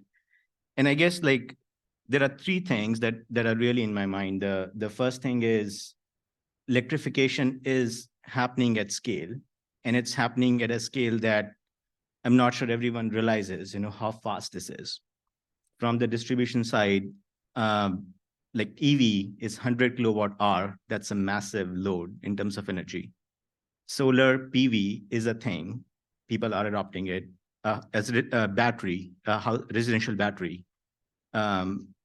Your heating systems are going electric. So there is a lot of electrification happening in your house. Now, on the grid side, obviously, all the form of generations that are coming, wind, solar, battery, and many others that are going to come in next few years. And then the industrial processes, industrial heat is all going to be electric. So I think just to realize how much electrification is happening is very critical. And to build the workforce who meets that demand is very critical. And I think one fundamental technology change that is happening within that electrification is that a lot of it is power electronics controlled. A lot of it is software controlled. This is just a new paradigm. This is a shift from mechanical side. It's a very big shift when you shift things to power electronics and software. And I think generally just coming from Tesla background, the role of batteries, any network system, be it air traffic, be it water, be it gas pipeline, has some form of storage at the nodes. So it's unbelievable to me the battery took so long, or any form of storage took so long to be in the electric grid. So storage in any form, now that it has kicked, will stay. And I think it's bound to stay. It's going to optimize the system, which takes me to the second point. Why is optimization so hard for electric grid? And I think it's a fundamental problem with the stakeholder challenge. The infra that is planned for electricity has so many stakeholders. Like on the regulatory side, you have federal, you have state, you have local, you have standards, you have certification. Within engineering, like to be a good electrical engineer, to cover power systems from the grid side, protection side, power electronic side, NEC design code, you don't find engineers who know all of that. Like within engineering, you cannot optimize. And then you have layer of companies and business model and nonprofits and IOUs and pure business OEM. Like how do you integrate, how do you take that electrification, which is massive, into the next stage, which is going to be done by multiple stakeholders. So they are bound to be gap because they have disjoint goals, which may or may not align in the right time because the infrastructure will be built by then, which takes me to the third point. When this is all said and done, in 30 years, what will be the cost of electricity? It is getting built from the distribution side. It's getting built from the transmission side. Like, will we be able to sustain the electricity price in 30 years? And who's really watching it? So I think in my mind, like that is a big challenge, and it's a problem that cannot be solved. It's such a complex thing to solve for a single human to optimize it. So I think to me, like to create those humans at WSU, I think my suggestion is one, I feel there should be a master's level program which talks about integrated resource planning, which I feel somehow we don't teach in school, which is so fundamental, which is where the things are actually planned in first place. And it's getting more and more complex how you do integrated resource planning. And the second thing is for bachelor's, I feel like having a sustainable energy degree as a bachelor's, which is not only teaching, which is basically teaching a spectrum of course from engineering to regulatory to the business models. So when you have the workforce that goes out in different work streams, they can interact and talk to each other. So I feel that will be really powerful contribution of WSU. Yeah. Thank you. Thank you very much, Prashant. Next, we have Jennifer Boyer from Puget Sound Energy. Jennifer got her bachelor's in electrical engineering from Seattle Pacific University and master's in renewable energy systems from, I don't know, Loughborough University. Welcome, Jennifer. Thank you, I'm good. And thank you for having me, even though I do not have any WSU education, but I did marry into a very deeply Crimson family. So my father-in-law can name every single person on the football roster and their high school recruits. Oh, got some background there. So at Puget, so talking about the future of the grid, at Puget, we have a phrase of safe, reliable, and clean. And don't take any implications about that yours was safe, reliable, and efficient or economic. But I think in the context of this conversation, I would also add dynamic. There's so much change and so much movement. And I want to just echo Dr. Bose that I think this is the most crazy and exciting and terrifying time to be part of the utility industry. It is just so cool, all the things that we get to be a part of. And it boils down to decarbonization. And this is the moonshot of our generation. And so how cool do we get to be a part of that? But there's like 100,000 facets of engineering challenges to make that work. So just a few, and this is like rapid shot because they gave us 5 minutes to talk about this. But the first thing we think about is utility scale generation, right? At Puget, we're looking to add 15,000 gigawatts of nameplate generation to our system by 2045 to achieve our goals. How that has a lot of challenges in itself. Some of it will build, some of it will acquire, some of it will get through power purchase agreements. Gosh, we need transmission to get it here. A lot of it's not in Western Washington where our load center is. And we live in the cul-de-sac of the United States. So we either have to go north to Canada or down through Oregon or over the Cascades. And there's a lot of challenges with all of those paths. So that's a big challenge. We're not going to just do it with utility scale. A huge part of our plan is distributed generation. A lot of that solar and then community solar, microgrids, battery systems. And in order to decarbonize our community, I've already heard from all of these folks, we have whole other industries that are trying to use the electric system to decarbonize their industry. So all the EVs are coming onto our grid, distributed all throughout our system. We talked about the 4-letter word. We're a gas and electric utility. We are winter peaking, both gas and electric. Most of Western Washington uses natural gas for their heating systems.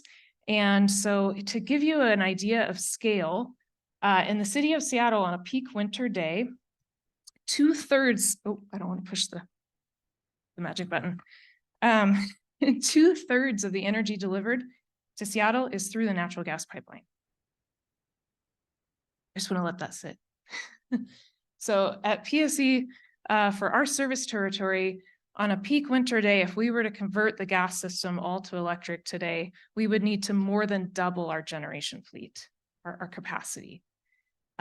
So that's an enormous, enormous challenge that is not well understood by those that think of gas as a 4-letter word. And we've got ideas and also about how to decarbonize our gas system and also and part of that is electrification, but in a way that allows our electric system to adapt to that change. And then with all these additional loads and dynamic power flows, we have to maximize the systems we have today. So how are we optimizing those? We're using volt-var optimization, demand response systems. We're looking at time of use rates, energy efficiency tools. All of those are tools in our toolbox to maximize what we have. Then, we're shifting to more dynamic load ratings on our transmission system and implementing virtual power plant to aggregate those distributed resources and manage our demand response systems. We're going live soon with our ADMS, our advanced distribution management system that will help, facilitate some of the things I talked about, but also with better real-time power flows for FLISR and just to enable better real-time switching. And I haven't even started talking about wildfire mitigation and AI and machine learning and drones and reliability and climate change. So there's a lot. There's a lot going on. And I love all the things that my fellow speakers have said about how WSU can contribute. I went probably a little too detailed on mine, so listen to theirs, but also I kind of had 3 things. And one was just, with all, and the great thing is all the stuff I saw earlier today, you're already doing all of it. It's fantastic. But huge challenges with inverter-based resources on our distribution system. So all the things that are wrapped up in there. So continuing to focus our research is a huge thing that the industry is struggling with. How do we build protection systems to work with inverter-based resources? The second is I need power engineers that can live in the IT/OT space, so information technology and operational technology. We are implementing so many more sort of IT devices on the power system. And so I need engineers that understand the power system and also can program and understand communications protocols and IT security. And I see you guys doing projects in that space, so I know you're building them, and we'll just take them. That would be great. And then the third one was kind of back to what someone else said, just the core competencies.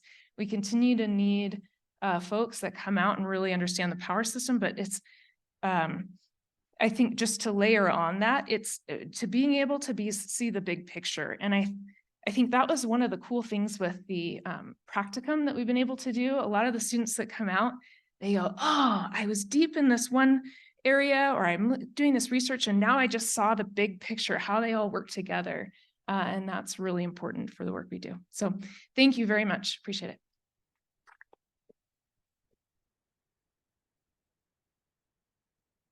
Thank you very much, Jennifer, and thank you for mentioning the practicum program, which is a unique program we have here at WSU.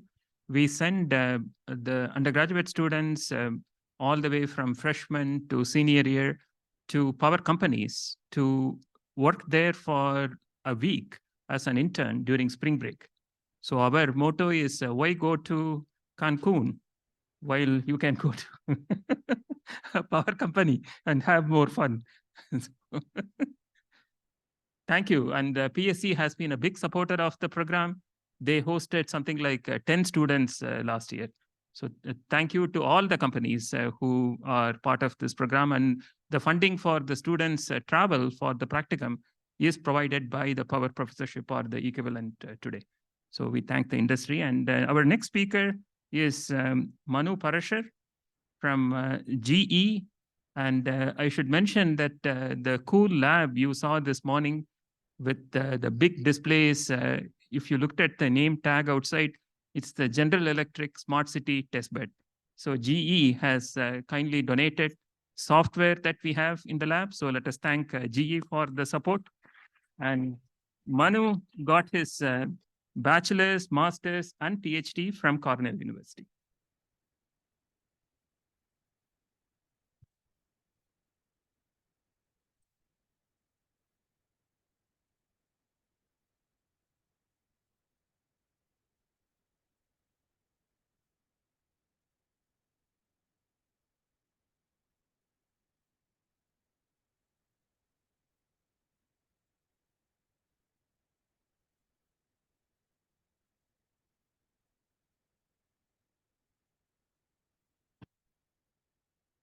Okay. Thank you, Mani. Thank you, Anjan. Really appreciate you guys inviting us, GE, myself, to participate in the 50-year anniversary. It's a real pleasure being here. The lab you're talking about, the credit really goes to two of my colleagues, Dan King and Gustav, who set that up. And our hope is that we can continue to work with you to innovate in the space of how software in the control room can be advanced to deal with the challenges. Although I haven't attended WSU, I've had the privilege of having many of your students, a lot of my colleagues, a lot of the folks who were part of my team come from WSU. And so I have a great deal of respect for the kind of caliber of students that come from this institution. If any of you are looking for an internship or looking for a job, yeah, please reach out to us. You know, we're always looking to hire students from WSU. If you have Professor Mani or Professor Anjan's recommendation, you're basically in. So really looking forward to getting more students there. The good thing about going last is a lot of what you had to say, the speakers before you have covered. So some of this is going to be repetitive, but I'm mainly going to stress on things that you haven't heard so far. We all talked about the change, and the rate of change that this industry is seeing is accelerating. Some say that in the next 10 years, we're going to see more change than we've seen in the last 100 years. And we classified them as the 4D megatrends. The first one you've heard about is decarbonization while we are electrifying. IEA came out with the data that in this decade alone, by 2030, we are going to add more renewables than we've added to date. We're going to basically double the amount of renewables. And so the generation that was controllable is now intermittent, variable, and unpredictable. That's one of the big challenges with decarbonization. Digitization, Prashant touched on it. You know, we have traditionally relied on power systems that were governed by the laws of physics. There are IBR resources.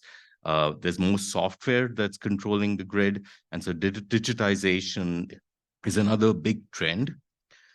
Decentralization, there are a lot more endpoints, devices at the edge. And so moving intelligence to the edge, the notion of moving away from centralized control to autonomous zonal or regional control is becoming a thing. And the last D is democratization. This is you, myself, as a consumer wanting to be a prosumer, being more interactive with the grid, and also having a say in how our energy is produced. So those are the 4D megatrends. We also heard from the speakers about the cross-coupling. So electrification while decarbonization, right? Transportation is impacting the grid. Ukraine crisis is another example, the shortage of gas. One of our customers, they were talking about scenarios they were looking at for net zero, and they'd come up with 8 different scenarios. And after the Ukraine invasion, they said, well, they had to abandon all 8 and come up with a 9th scenario because they hadn't anticipated that, right? So there is this cross-coupling. I think someone mentioned this, but traditionally, our systems have been very siloed, right? We've had for transmission, the EMS, for distribution, the DMS. Yes, we have tried to integrate it, but where we want to get to is these systems need to be fully connected and the ability to orchestrate across these systems, moving away from siloed systems to a fully integrated solution. So to be able to deal with these challenges, there's what we need to do. And what we need to do is about enhancing functionality. And I come from the transmission space. And so I'm going to talk about the energy management solutions. They've traditionally been generation applications, transmission applications, and we continue to enhance those. But that's not good enough. And I'll talk in a briefly about what else we need in terms of functionality. But what is overlooked is how our software is developed and deployed. Traditionally, when our customers deploy an energy management solution, those upgrades can take anywhere from 1.5 years to 3 years. And the timescales we are talking about, we don't have that luxury. Change is happening much faster than those time spans. And so we need to get to a point where moving away from upgrades to updates, being able to pick functionality and automatically deploy it without these lengthy deployment cycles. So in terms of functionality for energy management systems, yes, traditionally there have been transmission applications, generation applications, and we continue to enhance those. A classic example is dynamic line rating. So FERC's come out with the 881, which asks or mandates dynamic ratings. And so the ability to be able to use weather data, wind speed, wind orientation, GIS location, all of that to get more of your existing transmission assets is a thing, and that's enhancing current capabilities. But there's also additional capabilities that we need. Renewables and DER management. Forecasting of renewables is a big element of this. I need to know when those renewables are going to hit me and be able to use it in my assessment of the reliability of the grid. Through the tours of the labs, we saw what WSU is doing around PMUs and synchrophasers. We at GE have been working in the synchrophaser space for over 20 years. We are strong believers of it. We need to move away from that steady state view of the grid. We need to be able to observe dynamics, improve our dynamic models, and be able to incorporate that, because the things that we are adding on the grid are fast acting. We don't have that inertia that we had before. And lastly, from a complexity standpoint, things are becoming so complex that not everything can be modeled. The good thing is we've got a lot of data, right? And we don't fully utilize the data. And so being able to use things like machine learning to augment the physics-based approaches that we have is another area that we can use that has not been tapped so far. So bringing all of this together is why we use the term advanced energy management solutions. Right. I talked about the what. I want to spend a bit about the how, because I don't think we have covered this enough, right? From a software perspective, because that's the area that I come from, the part of GE is we develop software solutions to manage the grid. We need to move away from those monolithic software to modular software. Our customers want the ability to pick and choose functionality and be able to deploy it. Security is a big thing, but I think that from a security standpoint, there's a lot of room for improvement.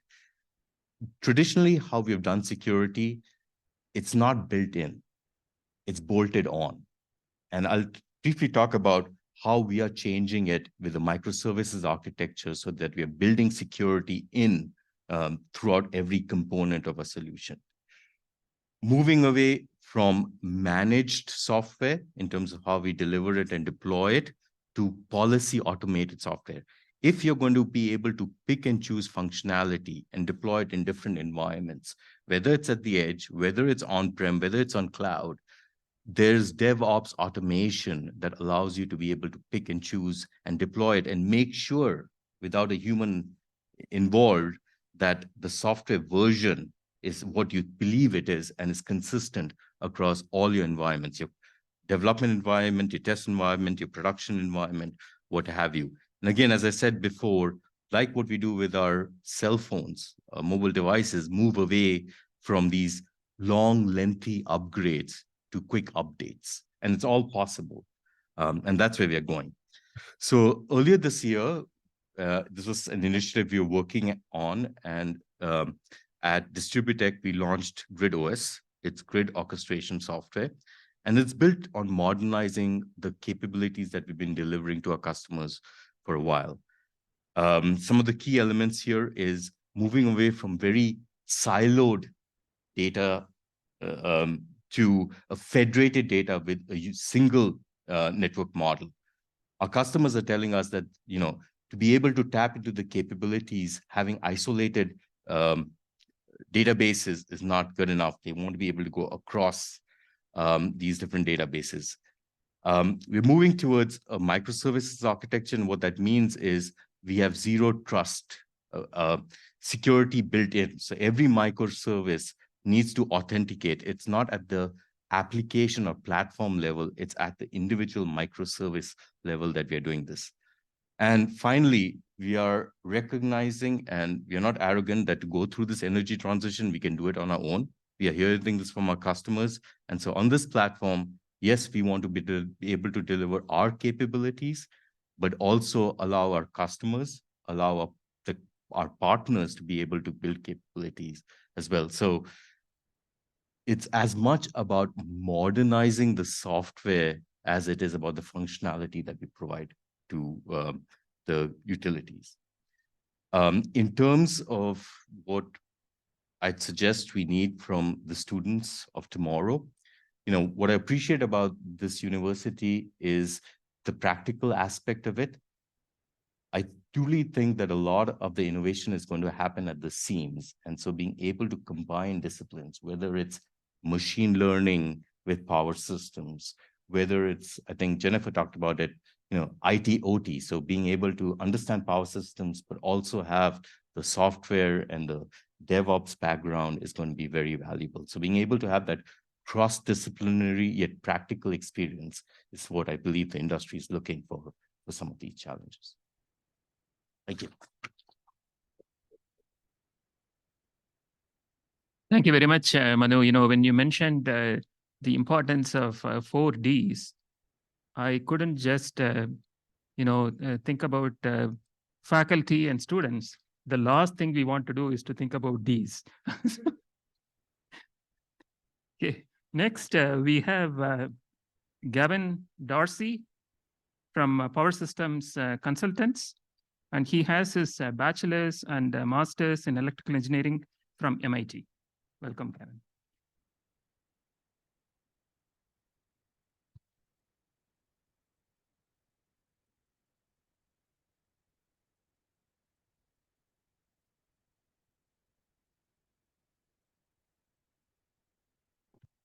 Hi, everyone. I'm here on behalf of Power Systems Consultants. We're a consulting company headquartered in New Zealand, actually, but we have a large North American office in Seattle. We provide consulting services, whether that's traditional power system studies or HVDC designs, or system integration for all the operational technology that vendors like GE are providing. So we work directly for the utilities and the ISOs in the country and worldwide.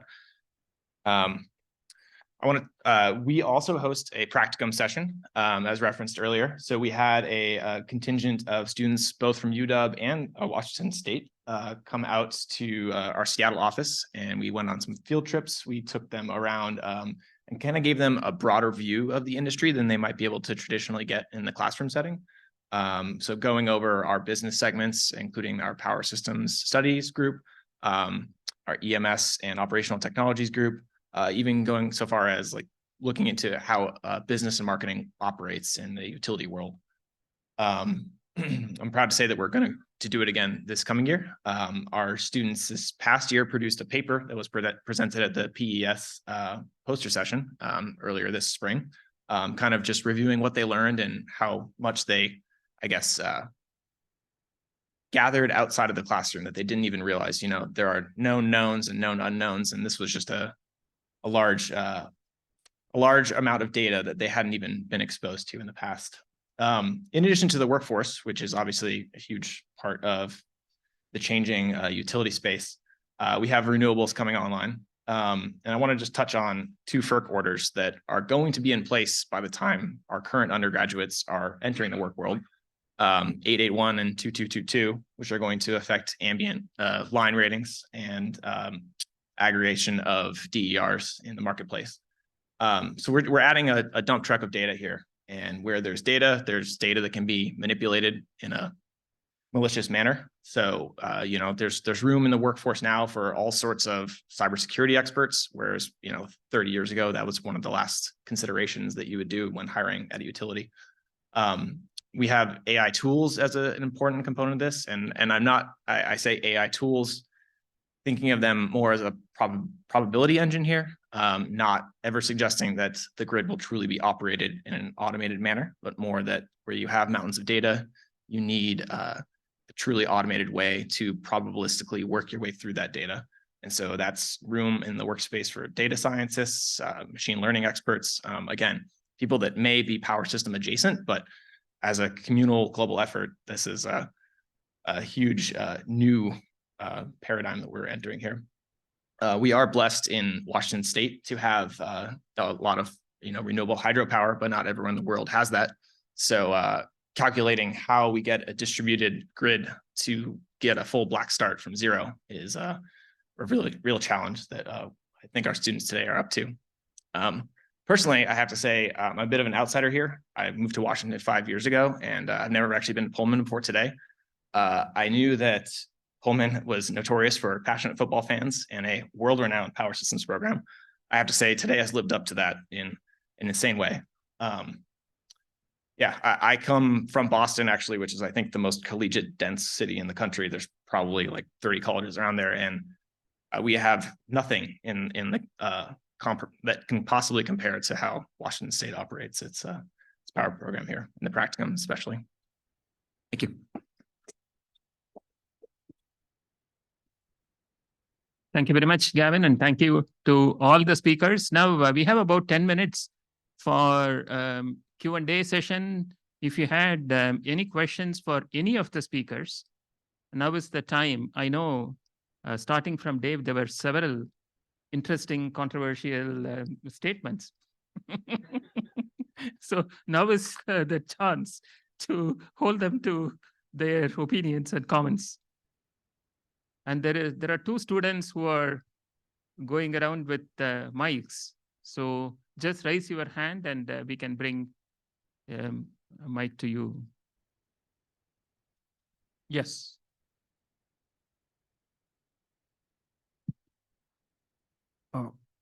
My name is Liadi Hakade. I'm actually intern with SEL, and I'm a second year WSU grad student, master's degree.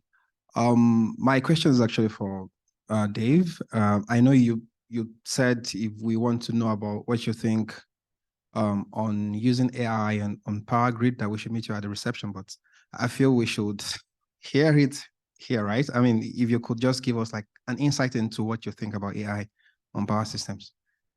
So I think there's a lot of potential for AI, especially when you think about optimization of all the data that we're talking about collecting. I think there's probably a big benefit there. When it comes though to when we think about the physics of the system we're monitoring and protecting, that's where I get a little bit concerned about AI, right? Because a lot of this stuff, AI has to be, it has to have a really good data set for training what it should do and what it should not do. And here's my problem. I've been working building protection devices for 30 years, and about once a month the power system teaches me something that I never knew it would ever do before, right? So when we talk about data sets and relying on these, I'm going to call it a black box, right? When we've got sigmoid functions and inner layers and outer layers and data sets training and back propagation and all other stuff, you try to tell me or prove to me the stability of that control system, right? Do we have poles in the left half plane or in the right half plane? They don't exist in an AI system, right? So again, Jeff's young, I'm old, right? Maybe there's a way to do it, right? If somebody's pretty smart, I bet can figure out something. But right now, I'm very skeptical from a controls point of view on how he proves stability and all the things that we really rely on for the control of the power system. Not to say that there's not a place for AI, but figuring out, in a millisecond here, a millisecond there, should we trip the breaker? Is the system going to go unstable or not? I'm a little bit reluctant. But again, I'm the old guy in the room. Anyone else wants to respond to that comment? Yeah. I agree 100%, but that you're the old guy in the room. But I would say let me just give one example. I know Dave said there's lots of great things that you can do. Let me just give one little example of things that we've been working on a little bit on that area. If you look at the wide area measurement systems in Manny and his talked about the synchrophasers and the data rates of all this telemetry. The utilities that have these systems, that's just one data stream. They might have other data streams like their AMI and all this other stuff. There's just literally terabytes of data that are just swamping all utilities. And so one of the things that we did a couple of years ago is we partnered with multiple utilities across the entire U.S. to gather PMU data. We got 2 years of 30 samples per second measurement data from PMUs, which was a lot of data because hundreds and hundreds of PMUs across the whole country. And then we turned researchers loose on, so we aggregated and anonymized it and then turned researchers loose. What can you learn with this? And it was amazing. There's a lot of things locked up in that data. So even just normal day-to-day blue sky type of operations, you don't even have to study the blackouts and the significant events, but just day-to-day stuff. There's things happening on the grid that nobody really notices. And so if you really dig in and have an algorithm that's looking for off normal events and do some correlation and some advanced techniques that these data scientists can do, it's amazing. And so I think that the challenges going forward are just going to continue to magnify when we have the non-dispatchable renewable sources. A lot of forecasting data now we're going to have to heap into this. And so there's a lot of extra analysis that's going to be necessary. But when it comes to control, I 100% agree.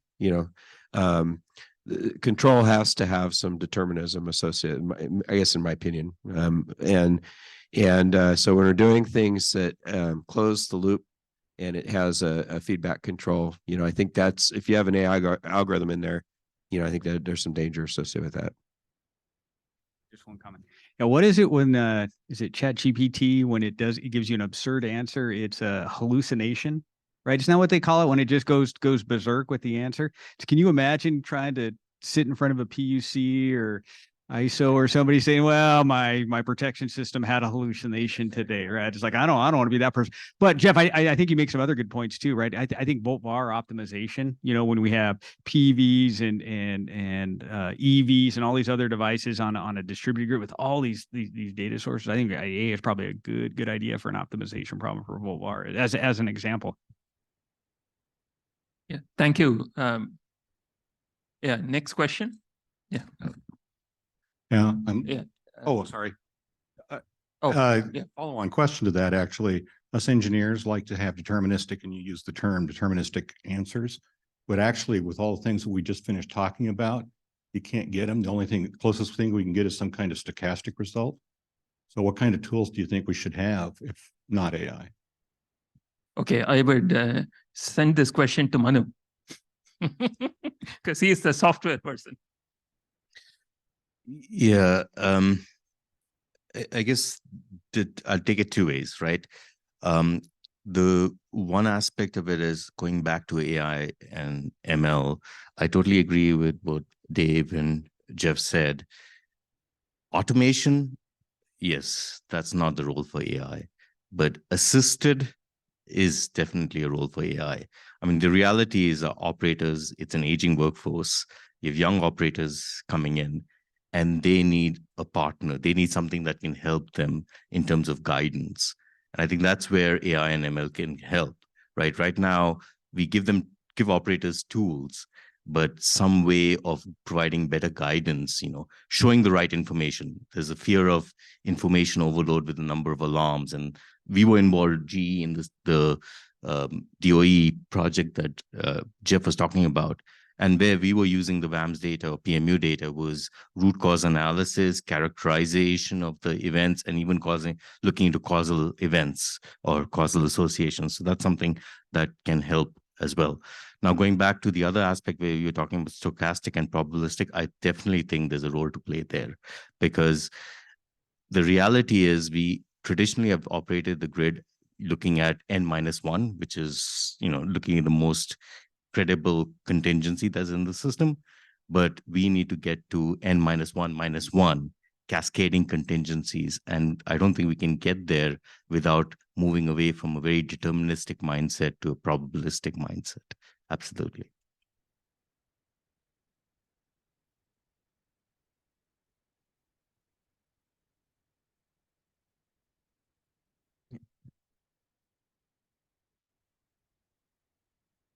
Yes, yes.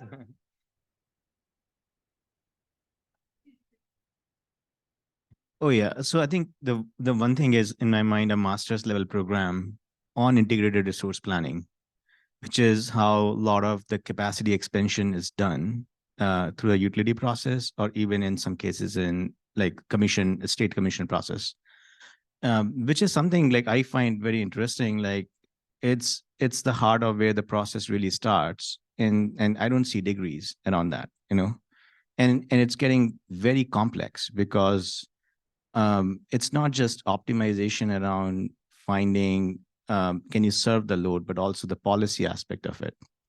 And I think if if you can get that process right, like you can control the cost that is going to come with all these devices going in the grids in next 30 years. So that's the first one. The second one is a generalized, like a sustainable energy degree, which goes like on the engineering spectrum, like from power electronics to power systems to like even at the undergrad level. And then the courses around regulatory, business structure, business models, so that when people are coming out from that bachelor's, they can choose to be in different places, but at least you build the language for people to interact. Because like my experience is working in 4 different engineering companies, like it's really hard, even just from the engineering perspective, to get your mind across all these things. And then just to go vertically about regulatory business model, it's different dimension, right? So I feel like that's a really powerful one. I wanted to see if Jennifer, you want to comment about your degree, because I saw that you have a degree in renewable energy engineering. Yeah. Yeah, I actually, sometimes I joke that I didn't deserve a certificate from that because it was just such a fun program. I got to go to Europe for a year as a 22-year-old.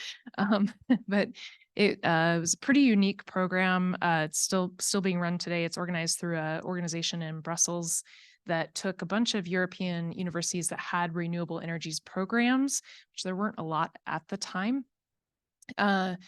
and designed a master's program where there was kind of some general curriculum that several universities would deliver for the first semester. And then the second semester, you could pick whatever university you wanted to dive into their specialty, and then did a master's thesis at the end for kind of the final third of the program.